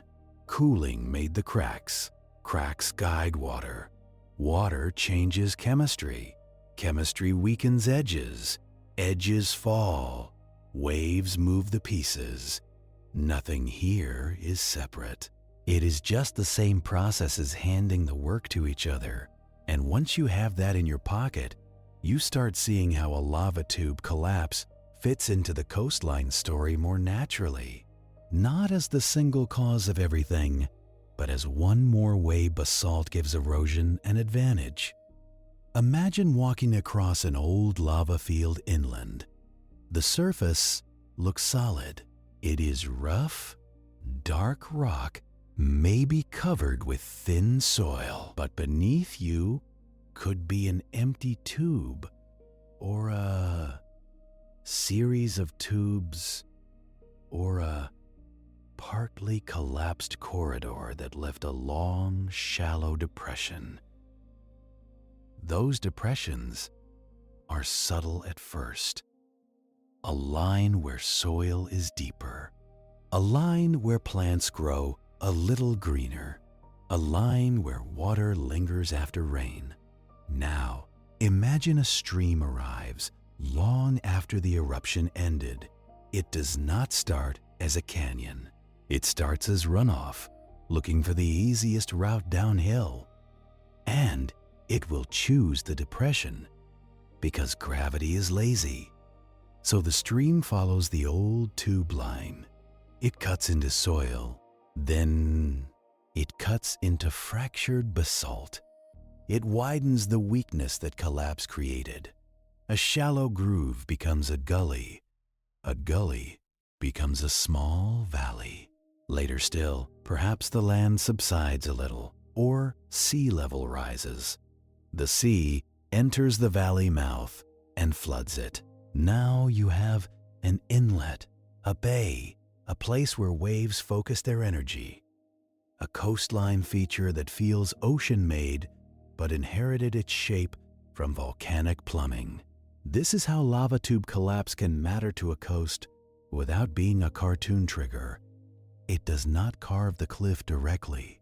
It sets up the vulnerability. Then other processes do what they always do. That is the theme of basalt landscapes. The violence is mostly in the past. The present is patient. And while you are standing here on the Causeway stones, you are seeing the end of a chain of decisions. Not human decisions, physical ones. Cooling decided where to crack. Drainage decided where to flow. Waves decided where to hit. Gravity decided what to drop. You are just the one small, warm thing noticing. Now, let your mind linger on the collapse idea a little longer, because collapse is not only lava tube roofs caving in. Basalt itself can collapse along its columns, especially on coasts. Columns make cliffs that look clean, but they also make cliffs that can fail in rectangular chunks. When waves undercut the base, the cliff loses support. Cracks widen along joints. A block separates. Sometimes the collapse is loud and sudden, but more often, it is incremental. A column loosens. It shifts. It leans. Then, a storm arrives with extra persuasion. And when that piece falls, it changes the shoreline geometry. New surfaces are exposed, fresher and sharper.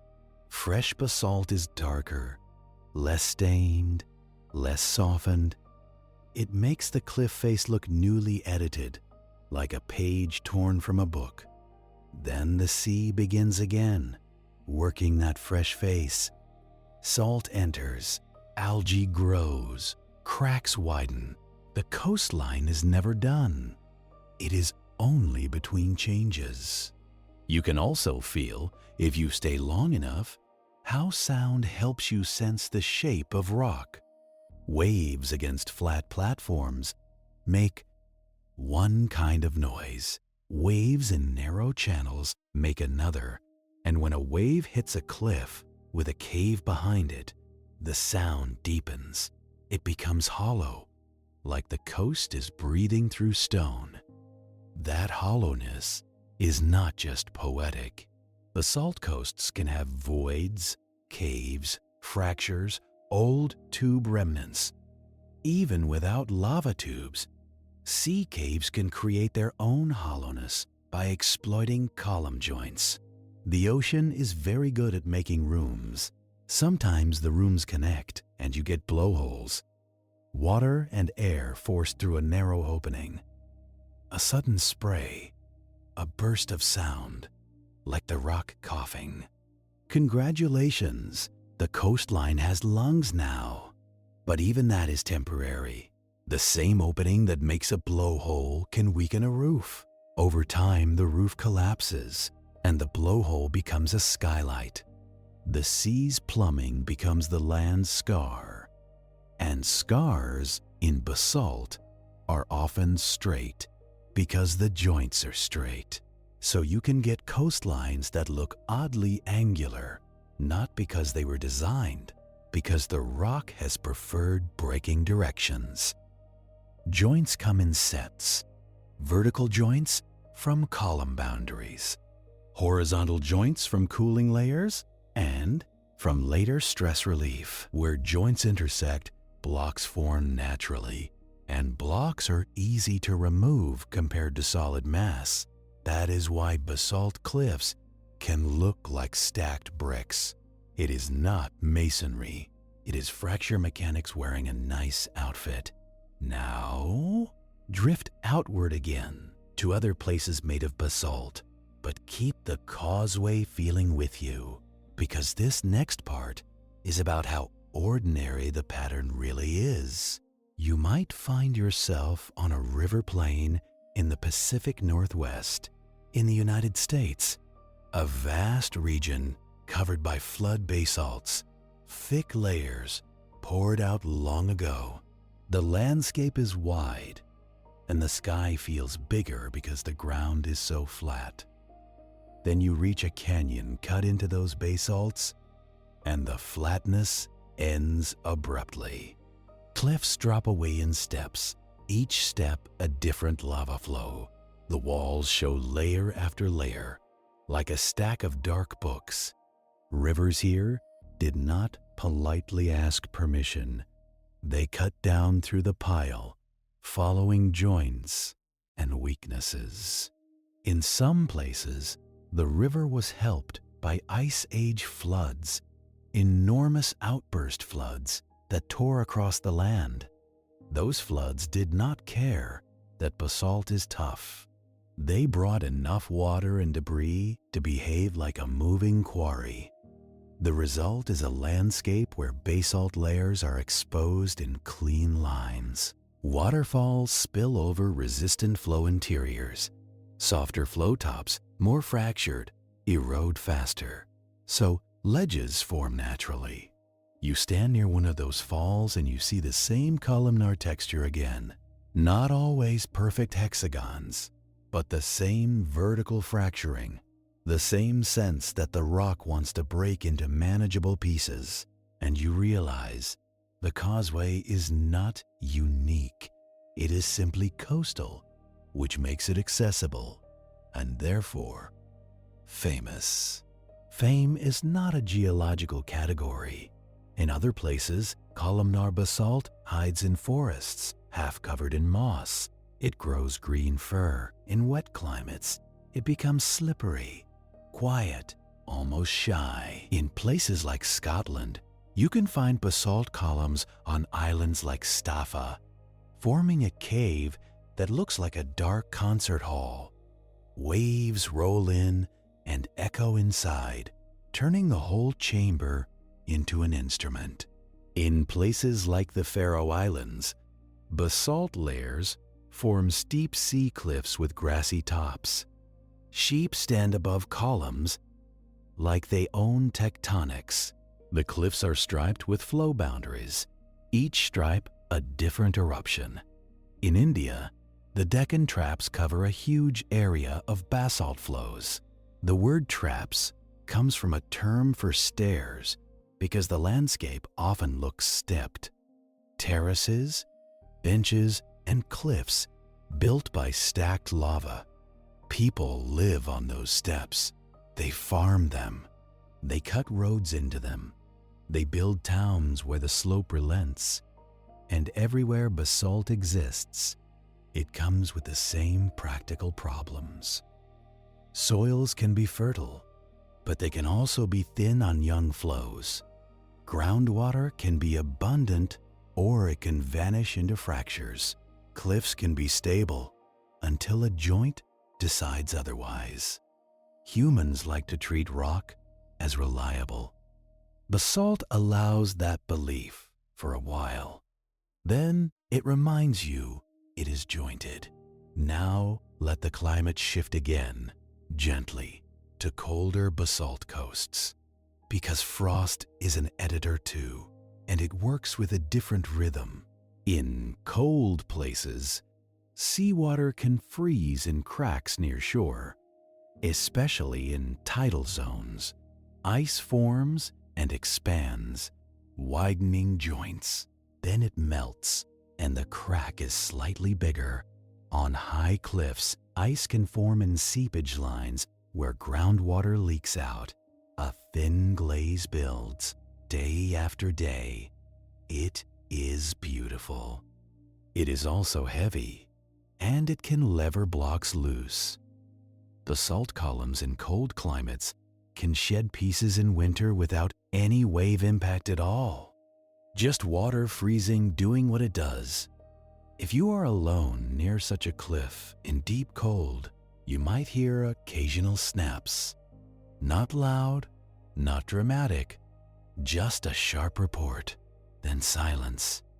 That is a joint widening. That is a future rockfall being scheduled, and those fallen blocks collect at the base in talus slopes, angular piles of basalt pieces. Stacked by gravity, talus slopes look stable, but they are always adjusting. Step on one, and it shifts. It slides, it rearranges beneath you. Congratulations, you are walking on a pile of future pebbles. Now imagine those talus pieces reaching ashore if the cliff is coastal. Waves begin to roll them, rounding corners. The rounding happens faster than you think because impacts are efficient at removing sharp edges. But basalt pebbles can stay dark for a long time. They can make beaches that look like spilled coal. And those beaches, under moonlight, can look almost liquid, a black surface that reflects light in small highlights, like wet glass. It is calming in a strange way, like the planet is showing you its older, less friendly palette. Now, you start to sense the deep engine again, because you cannot stay on coasts forever. Coasts are surface arguments. The engine is below, and it does not speak in waves, it speaks in pressure and heat and slow motion. So you let your mind sink downward, not into a cave, deeper than that, past lava tubes, past old magma chambers, into the warm mantle where rock is solid but willing to flow over long time. You cannot see mantle convection. You cannot hear it, but you can infer it from the surface, the way you infer wind by watching trees. Mid-ocean ridges are one sign. Chains of volcanoes are another. Rift valleys, hotspot islands, basalt plateaus, all clues. The engine works because Earth loses heat. Heat must move upward and outward. The crust is the cooled skin, but it is cracked into plates. Those plates move slowly, like rafts nudged by currents you cannot watch directly. And because plates move, the location of basalt production moves too. A hot spot stays roughly in place relative to deep mantle, while a plate slides overhead. So volcanoes form in a line, each one older as you move away from the active spot. You have seen this in Hawaii, if only in pictures. A chain of islands and seamounts marching across the ocean floor. The youngest is still erupting. The older ones are eroded, subsided, sometimes turned into atolls. Basalt builds them up, wave by wave of lava. Then the ocean cuts them down, wave by wave of water, and the plate carries them away, slowly, towards subduction zones, where old ocean crust will sink. It is a conveyor belt of creation and removal, and it does not care what you name the islands in the middle. If you follow an ocean plate far enough, it cools and thickens. It becomes denser. Eventually, it reaches a trench and bends downward into the mantle. That bending creates earthquakes, deep and shallow. The sinking plate carries basalt back into the interior. So basalt is not only surface rock, it is part of a cycle, made at ridges and recycled at trenches. And the Causeway, even though it is on land, is related to this system. It formed during rifting associated with an ocean opening. Basalt poured out as the crust stretched and thinned. The same kind of magma that makes new seafloor found pathways on land. In a way, you are standing on a failed attempt at being ocean crust. Not failed because it did not work. Failed because it did not stay underwater. The basalt stayed above sea level, at least for long stretches. So it cooled in air, not deep water. That is why you see columns instead of pillows. Pillow lavas, those rounded blobs, are basalt too, but cooled underwater. They form when lava meets cold water and instantly skins over. The inside stays molten, pushes outward, makes a bulge, then breaks through, forming another pillow. If you ever find pillow basalts on land, it means the land has moved. It means what was once seafloor was lifted, folded, and exposed. Mountain building can do that, like an unreasonably slow shovel. So the deep engine can invert your expectations. Seafloor can become mountain. Inland can become coast. And if you are trying to sleep, that is either comforting or mildly unsettling. Your house feels stable because your lifetime is short. The planet is stable only in the sense that it changes predictably. Now bring your attention back up, slowly, toward the Causeway again, because you have been far away, in the mantle and the mid-ocean ridges, and the night is still damp. The stones are still under your feet, and the sea is still doing its small work. You stand on the hexagons again, and you can imagine different versions of this place, not as fantasy, as reasonable snapshots of time. There was a time when this basalt was inland, with no ocean nearby. It sat in rain and wind, maybe under forests that have long since vanished, soils formed in cracks, plants colonized flowtops. Then later, erosion removed overlying material and exposed the column pattern. There was a time when ice covered parts of this region. Glaciers moved over basalt, scraping it, plucking blocks from joints. Glacial ice is slow, but it is heavy. It exploits fractures the way water does, but with more force. As glaciers advance, they can quarry rock. As they retreat, they leave behind debris and changed drainage. Meltwater finds new routes, sometimes cutting channels. Sea level changes follow, rising when ice melts. So the coast you see now is not just volcanic plus wave erosion. It is volcanic plus glacial history plus modern sea, layered processes stacked like the lava flows themselves. You can even picture the sea level lower. During colder periods, the shoreline would be farther out. The causeway might have been part of a broader plain, exposed to wind, not surf. Then, sea level rose again and reclaimed it. That means the ocean has not always been chiseling the same edge. The chisel line moves. And because it moves, you can find old shorelines inland sometimes, raised beaches and terraces, gravel ridges that used to be at the water's edge, now stranded above it. A reminder that the sea is mobile, and the land can be mobile too. Isostatic rebound, that slow crustal spring back after ice melts, can raise land relative to the sea. So you can have a place where sea level rose globally, but the land rose locally. The shoreline record becomes complicated, like overlapping handwriting. Geology loves overlapping handwriting.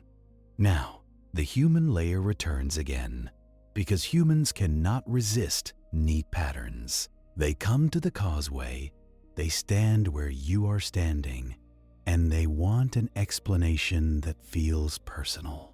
So, they tell the story of a giant building steps across the sea.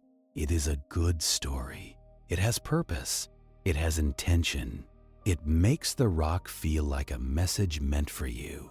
The rock is not meant for you. That is the relief of it. Basalt columns are a side effect of cooling physics. The ocean is a side effect of gravity and heat and planetary formation. Your presence here is temporary, and the stones do not react. That indifference can feel cold, but it can also feel soothing. Nothing is asking you to matter in the way people ask you to matter. And still, humans build railings, paths, visitor centers. They name the formations.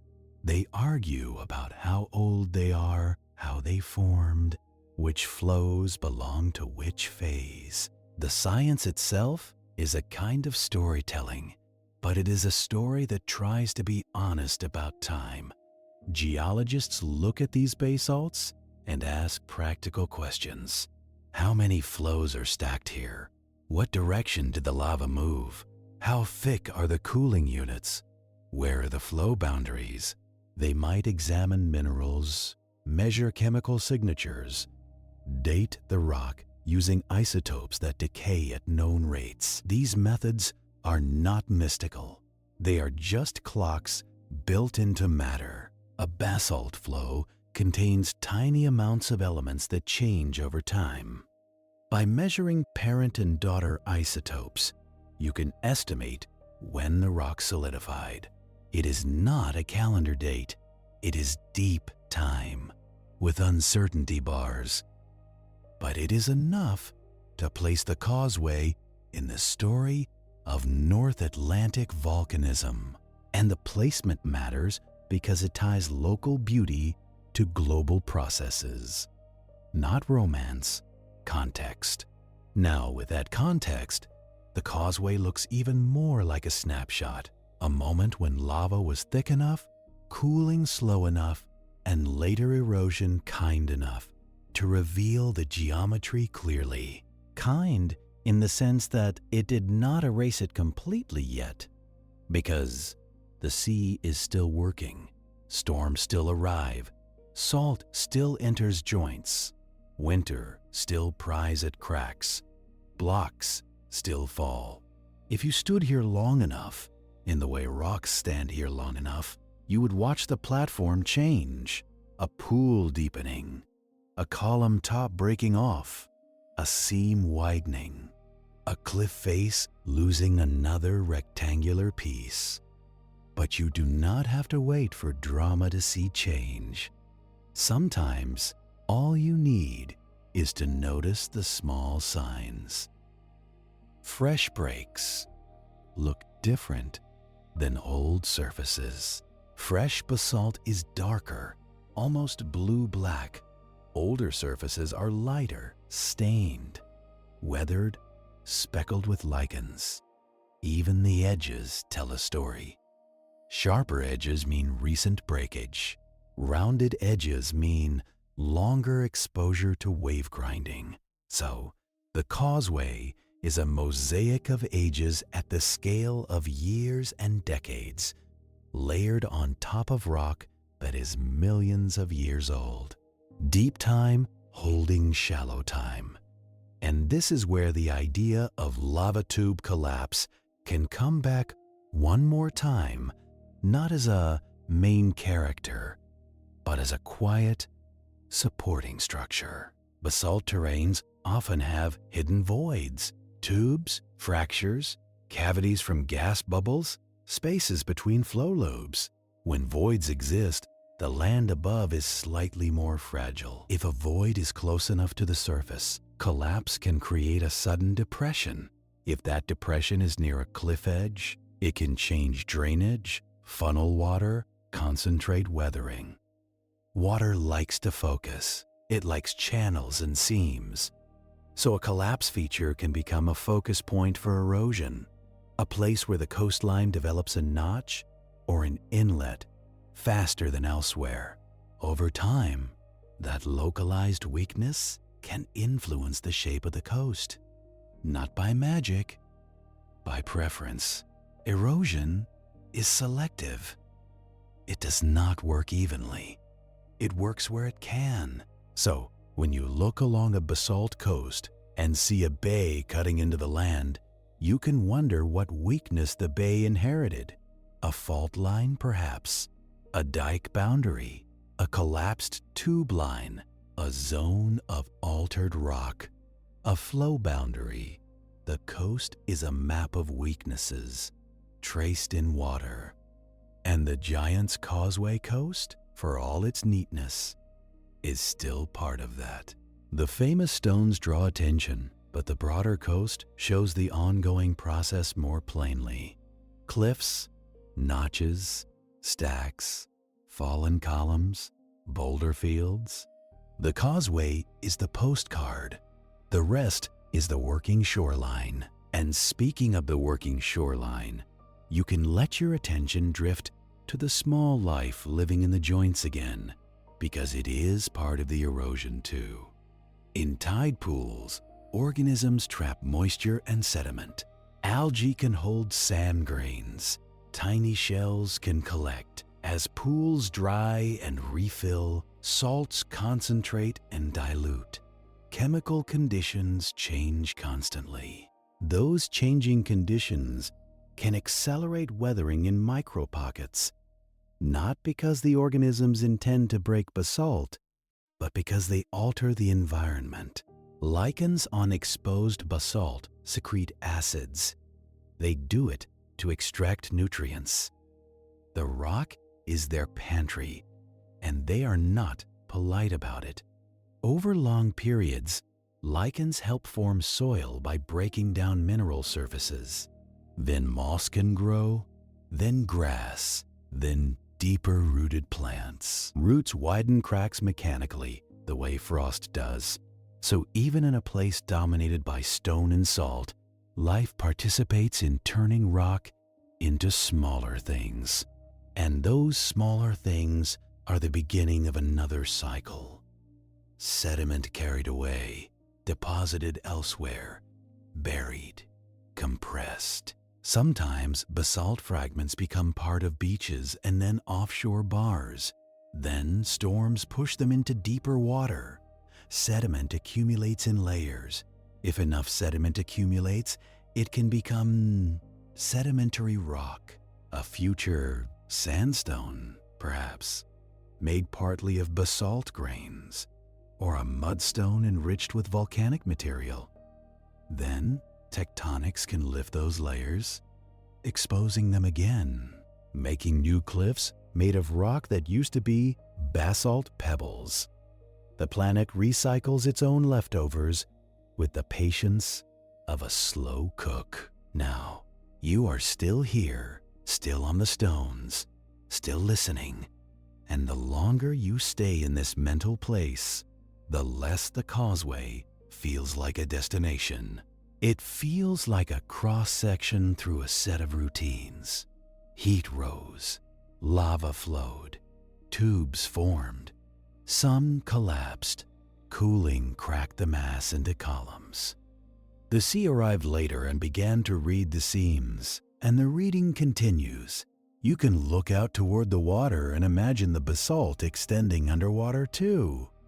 The platform does not stop at the tide line. It continues beneath the surface, stepped and fractured. Underwater, waves still move sediment. Currents still sweep sand and gravel along. Seaweeds anchor to rock. Boring organisms can even drill into softer zones. And when storms come, wave energy reaches deeper. It can move larger stones than you would expect. A storm does not need to destroy the coast in one night to matter. It only needs to rearrange the debris field. One storm can strip a beach and expose bedrock. Another storm can push sediment back in. The coast breathes with seasons. So if you ever feel like your own life is repetitive, remember, repetition is the planet's favorite tool. Waves repeat. Freeze and thaw repeats. Rain repeats. Heat rises repeat. Plates move endlessly in small increments that add up. The comfort is not that it stops. The comfort is that it does not require novelty to continue. And now, without rushing, your mind starts to zoom in on one last detail that is easy to miss. The columns are not always perfectly vertical. In some places, they tilt. They fan. They curve slightly. That tilt can tell you about how the lava cooled. Columns grow roughly perpendicular to cooling surfaces.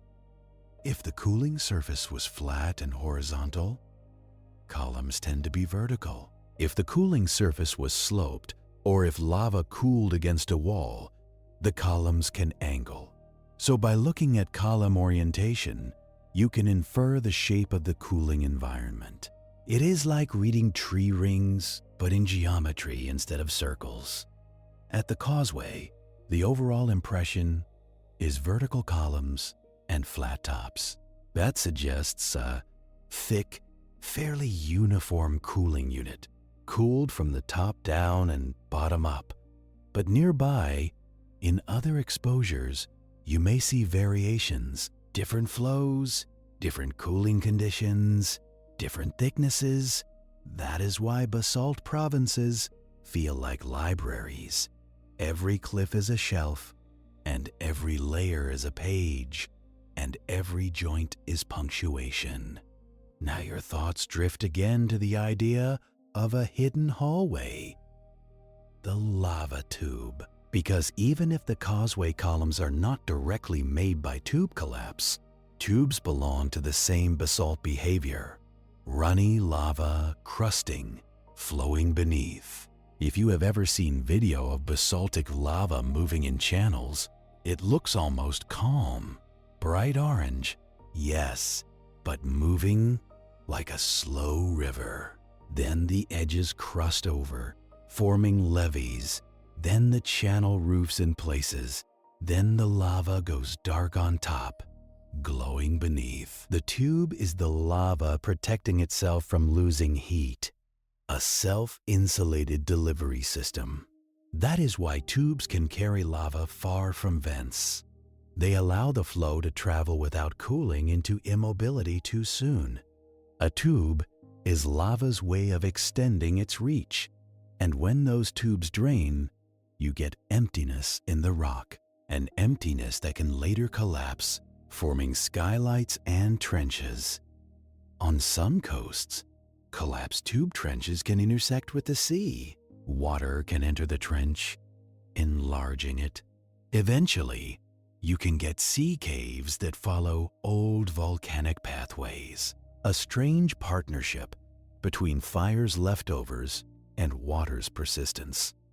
So, when you walk along the basalt shore and see a line of pits inland, or a long depression, you can wonder if it is an old tube, or a fault, or a collapsed flow boundary. The land keeps multiple secrets, and it does not label them for you.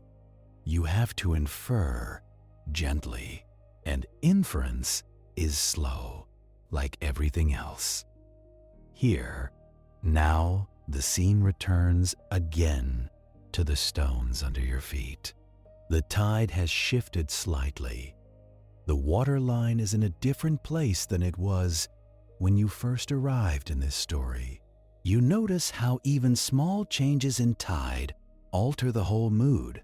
At lower water, more columns are exposed, and the platform feels wider. At higher water, the causeway feels narrower, with waves closer to your ankles. The sea is constantly adjusting how much of the pattern it allows you to see, like a curtain moving in a draft. And because this place is famous, humans have built paths to it, but the sea does not respect paths. On storm days, waves can throw water across the stones, over barriers, into places that seem safe. People come here and forget that the stones are slippery. Algae does not care about your shoes. Salt spray does not care about your phone. Basalt is rough, but when it is wet and biologically slick, it becomes a kind of trap, a beautiful geometric slip hazard. Congratulations, you are standing on one of the world's most elegant ways to fall down. But even that human clumsiness is part of the same theme. We mistake pattern for stability. We assume neatness means safe. The planet does not share that assumption. Now, without closing anything off, your thoughts begin to drift toward the broader question that sits behind all basalt coasts. If the Earth can make such tidy geometry from cooling rock, what other tidy things are actually just fractures? Waiting? You start thinking about other columnar landscapes. Not just basalt. Sometimes other materials form columns too, like welded volcanic ash deposits, or even drying mud in miniature. The mechanism is similar. Shrinkage creates cracks. Cracks organize. So the causeway is part of a bigger category of shrinkage patterns. It is just the most dramatic because the material is durable enough to keep the pattern visible for so long. Mud cracks form and vanish quickly. Basalt cracks form and persist.